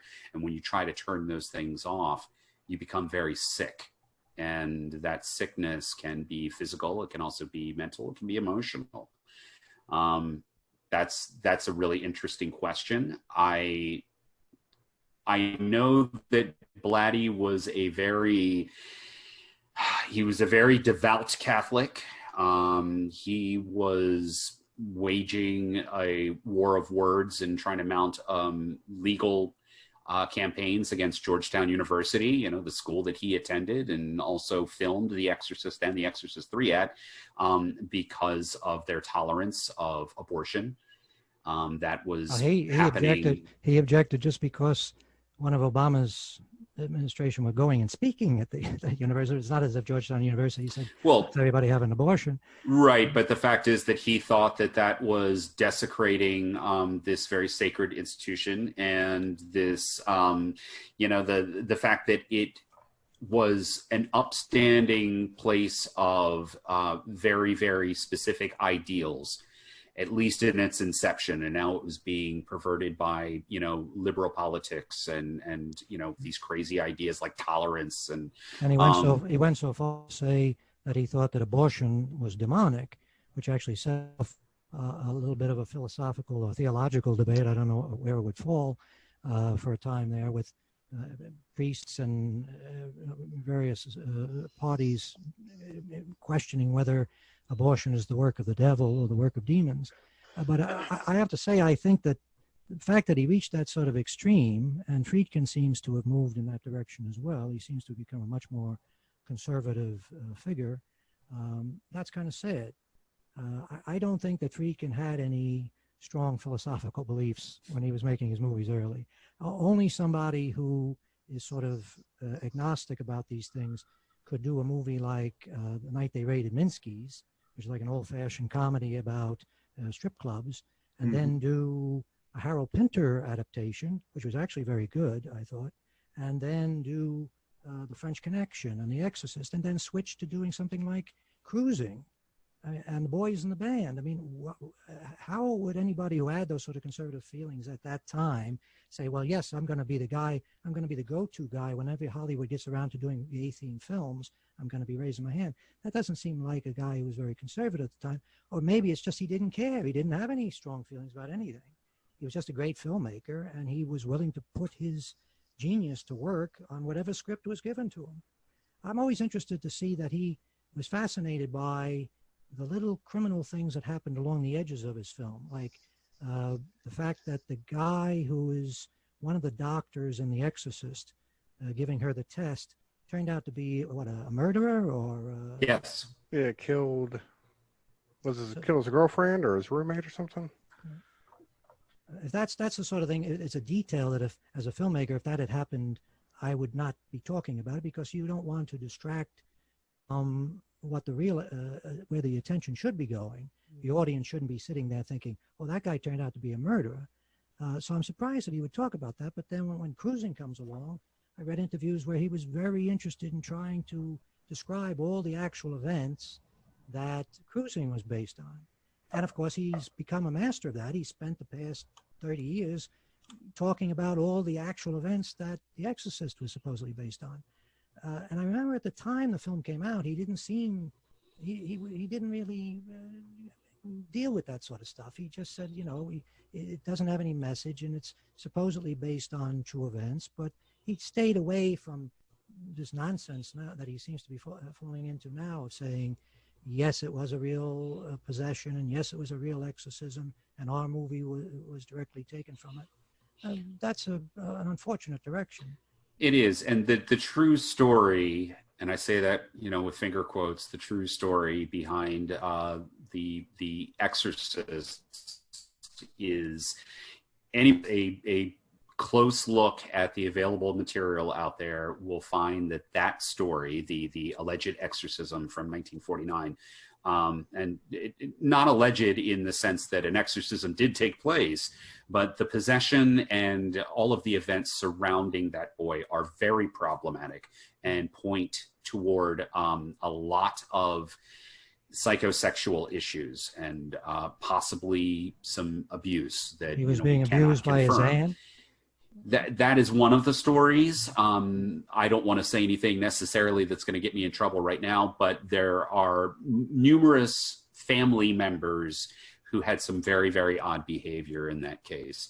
But nonetheless, Friedkin is a spin doctor. That is a man who, along with Warner Brothers, was able to create such a mystique around the production of The Exorcist, that you've had so many other films try to cash in on the concept of a cursed movie, where all of the, the devil was trying to prevent us from making this film because, all the sets burned down except for the bedroom set, and all these people died during the shooting of it, things that happen in real life. Having a serial killer, though, a real serial killer in your film, that is all about evil. Well, I mean, that's a wonderful talking point. And, Friedkin has always been somewhat unreliable. His stories change. And if you look at the literature, back in 1974, after the film was in release, he was claiming that the way that they accomplished Linda Blair's levitation scenes, which are so depressing now in definition, because now you can see the piano wires that you couldn't see before. But nonetheless, he was saying that those sequences were accomplished through the use of electromagnetic fields.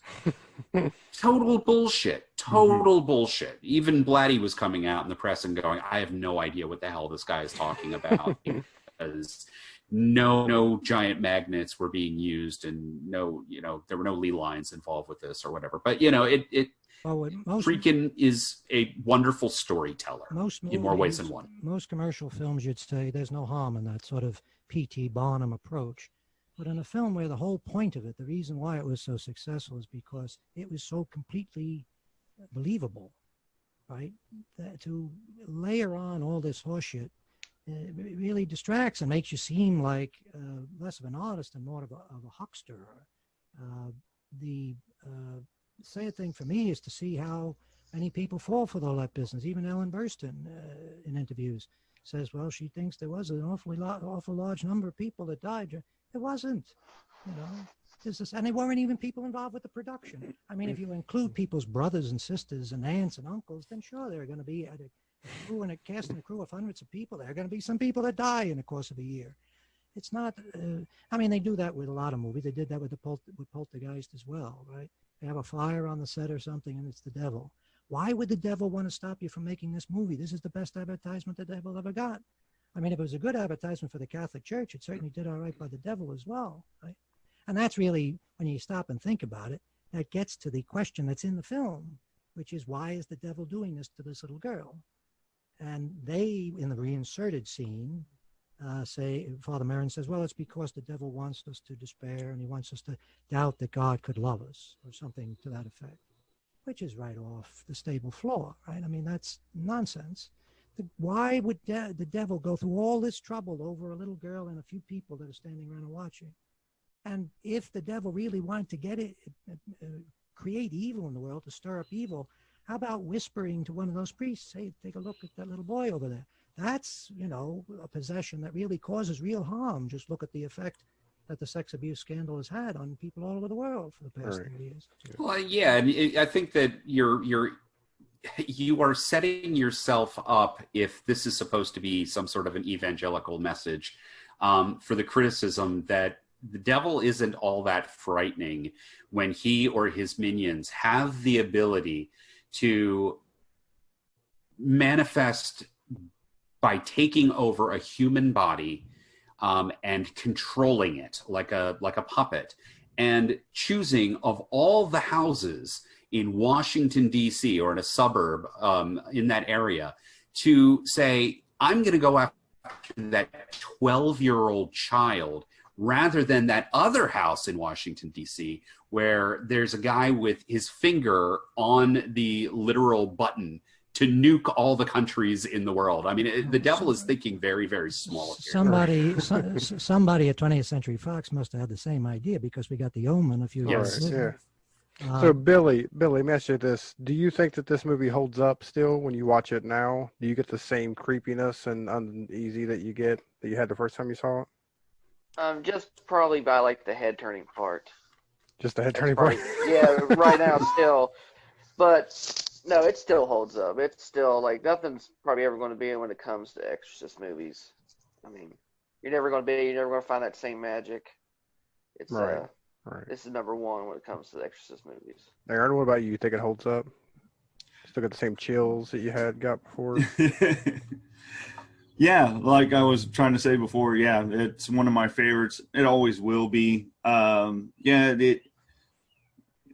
it freaked me out when I was younger, and I still get that uneasy feeling, like everybody's saying. You know, it makes you feel uneasy, like holy crap, this could really happen. You know, in some people's mind, this could really happen. So, but yeah, I love it, and I think it holds up.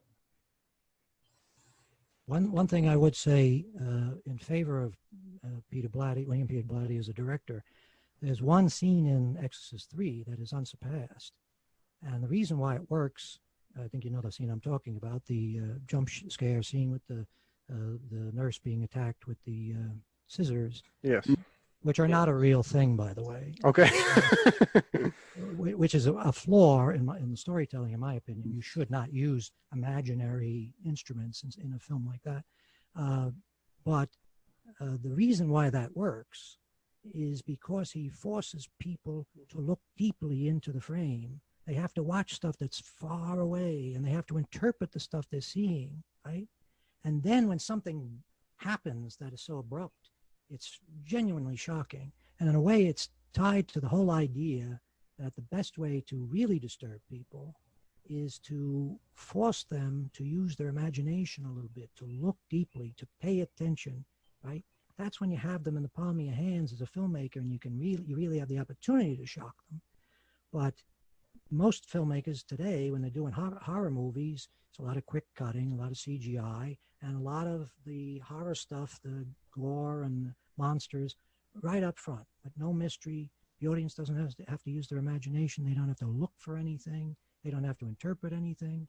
One of the things I wondered about was whether or not that scene when Lieutenant Kinderman picked up Reagan's pictures, and there's a drawing of what looks like a lion or a dog with angel wings, was that the thing that inspired the thing in the Amityville Horror of was it a child's drawing of a pig or something? They saw a pig outside the window and they drew a picture of it. Yeah. The point I'm trying to make is that when people look at children's drawings, they're so crazy sometimes that we interpret them in odd ways, and it can be kind of chilling, right?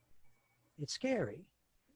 And that's another example of how people's imagination, what they bring to the thing, is more powerful than anything you can create in CGI or anything you can contrive. Well, that's my little piece on that. Right. Am I right about that? Is it possible that drawing that he held up, did that have some meaning? I think it had meaning insofar as the fact that we all now know that Reagan is actually a spiritual healer being attacked by Pazuzu because of her Teilhard de Chardin influenced psychic abilities that can only be unlocked by way of an experimental hypnosis machine called the synchronizer that can be utilized to unlock her potential as the good locust that will defeat the Exorcist 2. Right. or just a picture of a lion with fly wings. There's that too. The synchronizer was the Exorcist 2's version of the head chopping scissors, right? Right. Something that just made up and brought in. And that movie, you probably don't want to get into a deep discussion of The Exorcist 2, but that movie really strikes me as a disgrace, and what foolishness.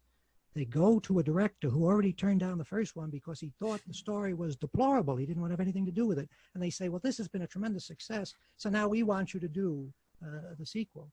And of course, he turns out something that's completely unacceptable to them and to everybody.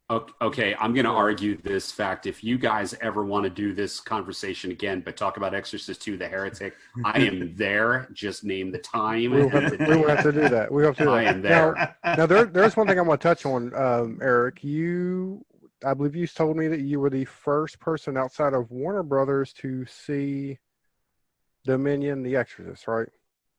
That is correct insofar as I know, yes. Okay. Now, of course, we know that there was, 2 movies, right? They filmed it. They filmed it, and then like you said, they put it on the shelf, and then something made them go back and basically refilm the entire movie. What was some of the story behind that? The short version of a very long story is that Morgan Creek, who owned the Exorcist franchise at that point in the early 2000s, decided that based on the success of the re-release of the original film as the version you've never seen, they wanted to make another film, and they wanted to really have this franchise spawn a TV series, which it would ultimately do much later on, and that they could pump out more and more sequels. And they started off with a prequel film telling the story of Max von Sydow's character, Father Merrin, as a much younger man. They went to Stellan Skarsgård to star in this film, and they hired Paul Schrader, who's best known for writing Taxi Driver, The Last Temptation of Christ, Raging Bull, but has also directed a couple of really, really good films of his own. Not to mention Cat People. And not to mention Cat People. But they ended up hiring him, and the film that he directed was not particularly scary.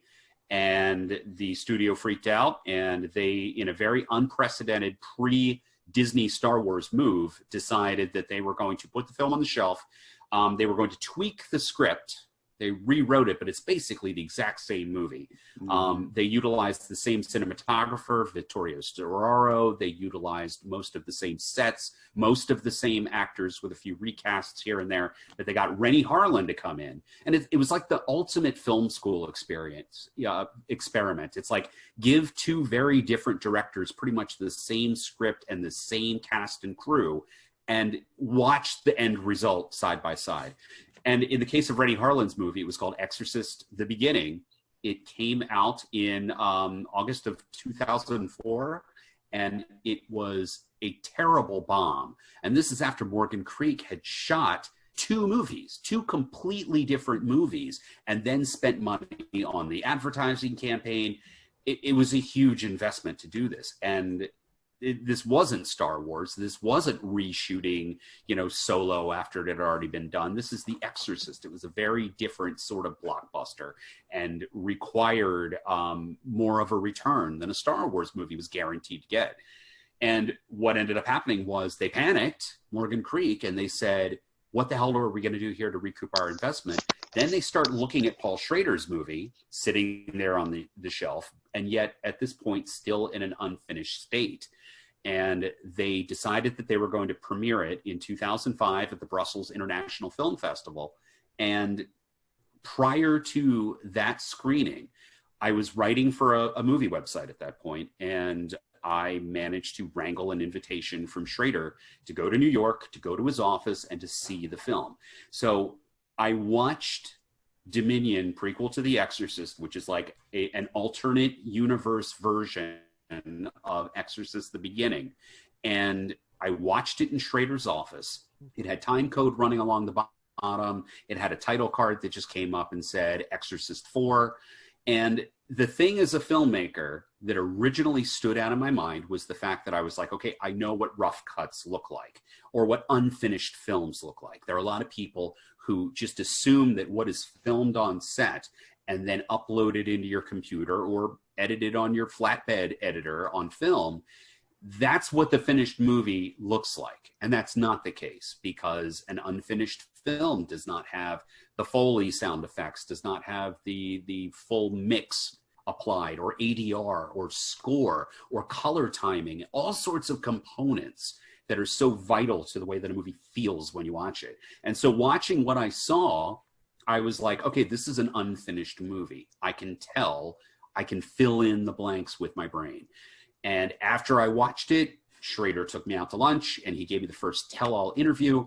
I did a review of the film. I published the interview with him. He spilled the beans about everything, because at that point he was like, my movie is going to get screened at Brussels. I have absolutely nothing to lose by spilling all the dirt here. They're going to have to release this film, even if it's direct to DVD, just to make some of their investment back. And ultimately, that's what happened. But what was so depressing was when it came out, and I'm telling everybody, I'm like, guys, this is such a better version of Exorcist: The Beginning. Everybody's got to watch this movie.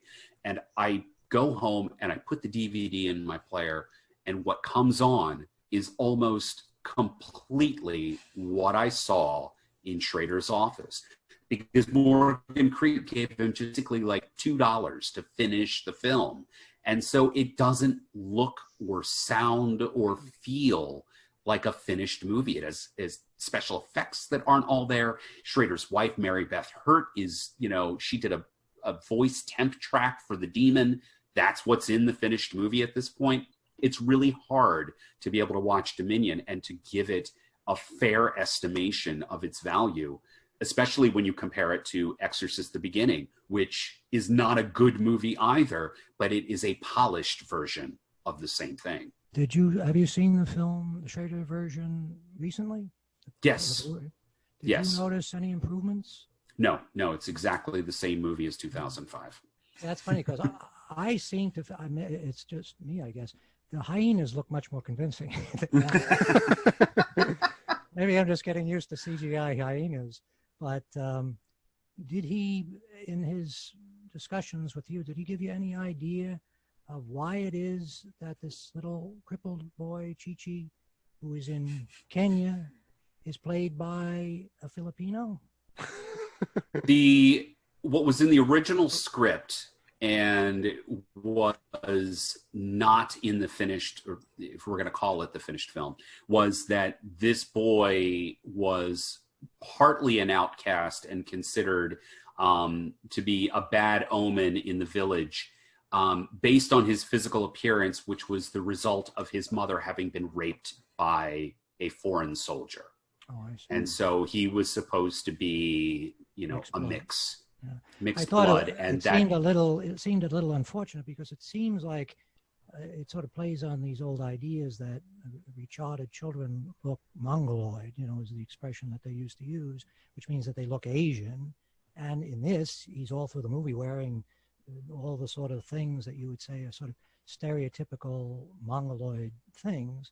I just didn't understand why it was in there. I mean, in the Rennie Holland version, it's a black boy that plays the child, and he isn't even the one thing that I would say, in my opinion, is definitely a positive about the Holland version is that he doesn't end up being the one who's possessed, because there's the Exorcist series has a sort of race problem. There are no black people in the first movie other than nurses, and they found out that The Exorcist played really well with black audiences. I don't know if you've ever heard, I got this off of Wikipedia, so you take it for what it's worth. But apparently they didn't book it into black theaters in Los Angeles, into theaters in black neighborhoods, because they didn't think a black audience would have any interest in the subject matter, which is sort of understandable. Turns out they were wrong. All the folks coming from the black neighbors came to the theaters in the white neighborhoods to see The Exorcist, and it was a big hit with the black audience. Now, what I'm wondering is, when the time came to do Exorcist 2, did they say, well, we got to make sure that some of this takes place in Africa and that we have some black faces in it, because we have a fairly large audience of people that are black that want to see this movie? That seems to be something that they do in each film, and at the same time, they somehow manage to avoid making any of the black characters important in any way, right? Yeah, even in that one instance where you say, here's a black character that will actually be the focus of the film, and they pick a Filipino guy to play the part. Absolutely. And I think that the success of the original film with African-American audiences is the reason why the first ripoff film that was rushed out the gate was Abby, the William Girdler black exploitation. And yeah, you start seeing more representation as the films go on, but it tends to fall into the sort of the primitive savage archetype versus characters with agency or real a real place in the story, in the narrative, other than to sort of prop up the heroic white characters. The guy I felt sorry for was the guy who had to play that same part as sort of like the guy, their assistant, the guy who's the interpreter. He's playing the same part in two movies. Had to go through that twice, and all he does sort of stand there with a pained expression on his face and tell the tribe leaders what this guy is telling. I mean, that's talk about a thankless role, right? And he ends up getting a spear in him at the arm. Oh my God! the one thing you don't want, right? But we can at least say Andrew French. I believe his name is Andrew French. He got paid twice. So Yeah. Well, that's true. you know. Maybe he's not complaining. So, Billy, what's your final thoughts on, let's just say, all the Exorcist films, except for 2, because we'll save it for another episode. So like rank them? Is that what you mean? Yeah, I mean, just just thoughts on them. You don't have to rank them. Well, I've only seen The Exorcist and Exorcist 3. I've never seen any of the. You never seen part You're a 2? lucky man. Yeah. No, I have not. I have not. God is with I've you. not seen the other ones too, like The Beginning and all that. Oh wow. What do y'all think about the show The Exorcist? I never watched it. I didn't watch the Never TV watched show. it. No. I haven't either. Any of y'all? Have y'all? Anybody else? No, Nope. sir. I have, and if you've ever wanted to see a priest in an Exorcist film or television series battle a demon by dragging a possessed person into the water from a beach, wrap a stole around his hand, and then use it to punch the water, therefore turning it into holy water, which expels the demon from the body. This is the show for you. Wow. Wow. Okay. That's like Magic. You have to check that one out. I think it's on Hulu. Aaron, what are your thoughts on it? This whole conversation, I mean, I know we've sat here, we listened to you guys, man. I mean, I really like seeing it. I learned a lot of from stuff that. I didn't know. Yeah, I mean, I learned a lot too from these movies, or from you guys talking about these movies. Like you said, the Dominion in the beginning, practically the same film, little tweaks here and there, and both are not very good. But the beginning, I think, has more nods to the original film, in my opinion. But yeah, like I said, you can't beat The Exorcist, and they try to capture lightning in the bottle, and you can never do that, twice. So, but yeah, very informative. Yeah, now my thoughts on like the original Exorcist. Like I said, I saw it when I was a kid, but I don't really remember when I saw it. And the creepier parts that stood out to me were like his mom in the street. I think it's just because it had that dream, it was almost like a nightmare kind of scene. Looking back at it now, as I guess I would consider myself sort of atheist. I don't really believe in religion or anything. That's why I look at it now as more of a metaphor for, mental health, or just the way they treated mental health even back then. Part 2, I don't really care for. Part 3, I really enjoy Part 3, and then the prequel and Dominion. I could if I never see those again, I'd be happy. William, go ahead and tell us your thoughts here. Well, I think the first one is a masterpiece. I think that's something for the ages, and I think that probably if there are younger folks who can't really appreciate it, it's because they're going to it expecting it to be entertainment, or they're expecting it to be a horror movie, a fun popcorn movie. It comes from a time when, for a brief time at least, Hollywood was making serious films. They've continued to make serious films around the world, but in the United States, after Star Wars, and I love Star Wars, but after Star Wars, everything had to be mindless entertainment. Not stupid, but it had to be the sort of thing that you would be entertained by it without having to really think deeply about anything, and would make you feel good. And The Exorcist certainly didn't do that. So The Exorcist is one of those films like Straw Dogs and Clockwork Orange and the Godfather films. Oh, man. And The French Connection, which is a very downbeat ending. They're not films that are meant to be entertainment. They're meant to be works of art, really. They're meant to be intense experiences, because even as Stanley Kubrick said, film is about emotion. It's not about intellect. He always was putting off people who were trying to analyze 2001, figure out what it means.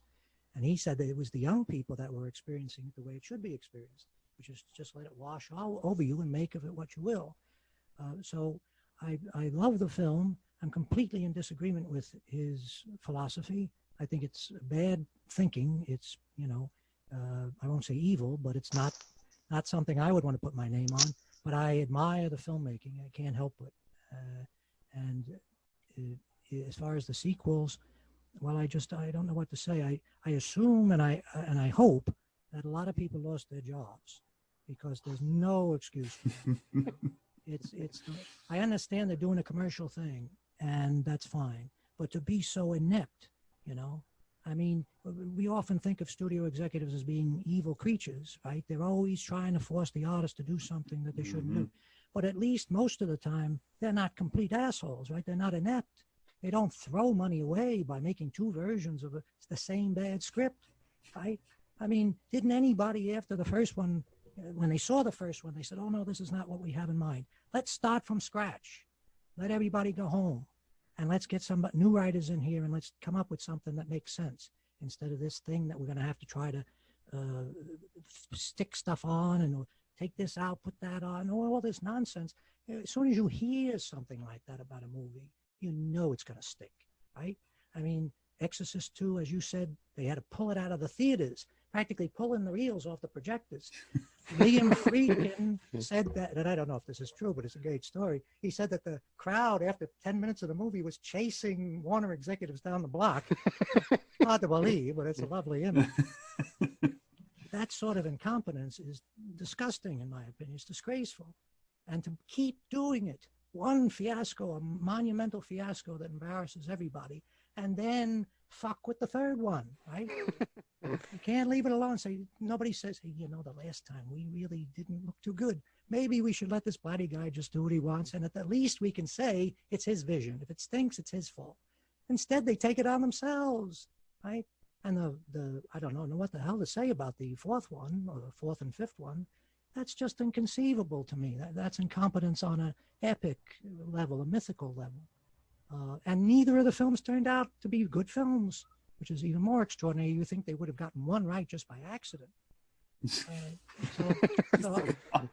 One thing that bothers me is that all of these films are being stuck in the box set with the original film, and that shouldn't be. The original film should be able to be out there and to be appreciated by itself without having this trail of slime behind it. Maybe we should have come to think of it. It shouldn't have this garbage attached to it. That's not right. That's whatever we think of William Friedkin or William Peter Blatty as people or the message they was trying to sell. They made something really remarkable, and it shouldn't be joined to this monstrosity that is the rest of the series. The only thing I can think of that's worse is what they did to the Jaws movies, but at least there it didn't seem like nobody cared. Right. Just silly. But the interesting thing, they always seize, and this is true not just of the sequels, but the imitations. When they do imitations of a successful movie, they always pick the worst aspect of the original thing to imitate. So they're intent on having somebody with the eyes glowing and stuff coming out of their mouths. That's not why The Exorcist was a great movie. And Jaws was not great because it had a fucking plastic shark running around. And yet in the sequel, the first thing you see is the shark. Yeah. It's like they didn't learn any of the true lessons from the film. They just saw superficially that there's certain, like tinsel and Christmas balls that we can put on a thing, and people will sort of say, oh, that's Jaws. But it's awful, and it's embarrassing. All those Exorcist films, if they disappeared, and I say this as a person who loves many of John Borman's movies, and a lot of Richard Burton's performances, because I think he was a wonderful actor. But this is the first film that I saw him in from that period where he had an awful lot of terrible movies. This is the first one where I said, Rich, what are you doing? I know you're living high. You got to pay for Elizabeth Taylor's rings and all that. But you don't have to do this. He's got this look on his face that says it all through the movie. It's like, I don't really want to be here. When do I get my trek? Give me a drink. His hair is jet black, like he rubbed a squid over it, And it's just, and he wasn't that far away from the end of his life. So I guess maybe he was trying to get plenty of money in the bank account. But the thing that drives me crazy again is the folks that were calling the shots. Why would they think of all the people you should pick to star in an Exorcist sequel that you would get Richard Burton? His name was mud even then, right? it was a long time since he did his Who's Afraid of Virginia Woolf, and they pick him. It's almost like putting a stamp on, say, this movie's going to be shit. It was a cheaper decision to get him. Well, maybe, yeah. He was Although- having a career comeback, There you go. and he didn't take the movie so that he could buy Liz Taylor rings. He actually took the movie so he could divorce her for the second time. Yeah. All right, well, fair enough. Eric, You got to do what you got to do, right? Eric, can we give us your final thoughts there on just the series on a whole there? Most of the writing that I have done for various websites have been on the subject of genre theory and franchise development, specifically these series of films, and how, you know, each installment is in many ways a response to the film that preceded it, and also to what the trends were in Hollywood and in pop culture at the time. And The Exorcist is one of my absolute favorite franchises to write about and to talk about, because this is a series of films that are constantly chasing the tail of the original film, because everyone has a different idea of what an Exorcist film should be based on what audiences reacted to in the first film. And any time that a filmmaker tries to lean into those exploitative elements, or when they try to go against those exploitative elements, there is always push and pull from the money people. There are always demands that are in place, and the films always end up getting reshot and reconfigured in some way or another. So this is probably the most interesting franchise I can think of, to look at each installment and see why each sequel was on some level a failure, or a complete and total clusterfuck as they were being made. Now, with that being said, aside from just the sort of, you know, academic side of criticism, this franchise also is probably the one that has opened the most personal and professional career doors. I've met so many people and, you know, had so many incredible opportunities as a result of this franchise. I'm sitting here talking to you guys wearing an Exorcist shirt. I've got Stellan Skarsgård's crew jacket on the wall behind me, and a whole shelf over here to my right of, you know, various scripts and production drafts of all of the films. I love these movies, even the terrible ones. And again, because there is so much more to talk about in a bad Exorcist sequel than in a good sequel from just about any other franchise that you can think of. I should have Well, won my own color. I didn't. Yeah. Imagine what they could have done if they would have had Kickstarter and just raised the money themselves without a studio behind them. But you know, sometimes when a filmmaker is let off the leash and they're just allowed to do anything they want without any sort of oversight, And the didn't end result is not a good one. Didn't No, Paul true. Schrader? Didn't Paul Schrader do a Kickstarter-funded movie after this? Wasn't that the one? The Canyons, the Canyons. Lindsay Lohan movie, yeah, Oh, which was interesting. I have to wonder why there aren't more people from his generation using Kickstarter. You would think that that would be a great way to make the movies that they want to make. Because it could be they don't really. How long do you think it's going to be before we see a remake of The Exorcist? I mean, now they got A couple the TV show. years, Couple probably. years. Yeah, Bite your tongue. it's inevitable. It's going to happen. Well, this was a really fun educational talk. Oh yeah. William, I'm really glad to talk to you again. Like I said, I've only really got to talk to you the one time. Eric, you were awesome last time you were on, so it was good that you were able to come back. I was glad I could tease you both in with The Exorcist. And we have to make sure that we all watch Butterfly Kisses on Tubi TV, and is it on Amazon as well? It is. Yeah. It is. And And I'll be checking out your film as well. So Demon guys, Resurrection. Thank you. this was absolutely fantastic. And you know, as I said the last time I was on here, anytime you guys want to let me run my mouth, please, you know, I love Hey, it. we're For fine sure. with it. It just means we just get to sit here and not talk. It's awesome. But we're going to do our do your shout out to Eric. Where can anybody find you on the internet if they want to track you down and complain that you didn't like? Yeah, we're to send your hate mail. Right. Sure. I write for Ain't It Cool News under my full name is Erik Christopher Myers. I write for Ain't It Cool News under the moniker EKM, just my initials. You can find me on Facebook as EKM. You can find me on Twitter as EKM. My 2 features that I wrote and directed, Roulette and Butterfly Kisses, are both on Prime and just about every other streaming platform. So yeah, hit me up and tell me how full of shit I am, please. All right. William, same with you, but I want to ask you a question. How's the re-edit on your vampire film going? I've turned that into a hobby for my declining years. Okay. I was hoping to have it out last Halloween, but it's one of those situations where there's a lot more work, and also, I guess, in a way, I've been possessed by whatever demons were possessing Morgan Creek. I keep changing things and adding stuff, and but eventually it'll be done. Hopefully this year. That's Sleepless Nights that you're talking about. Yes.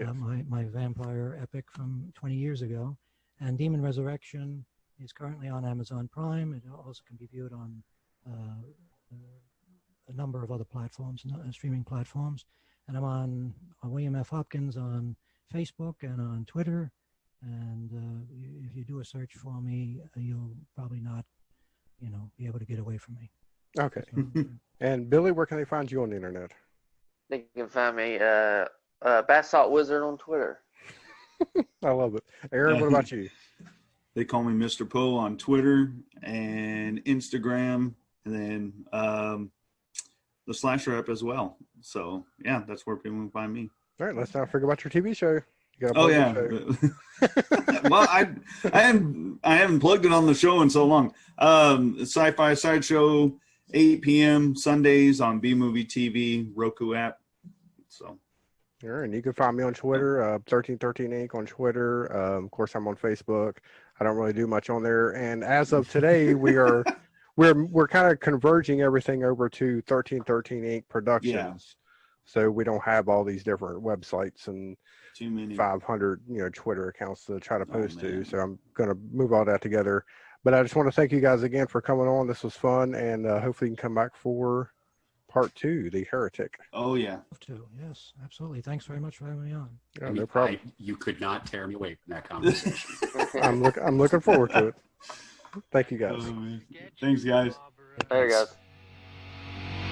It has been established that persons who have recently died have been returning to life and committing acts of murder. The unburied dead are coming back to life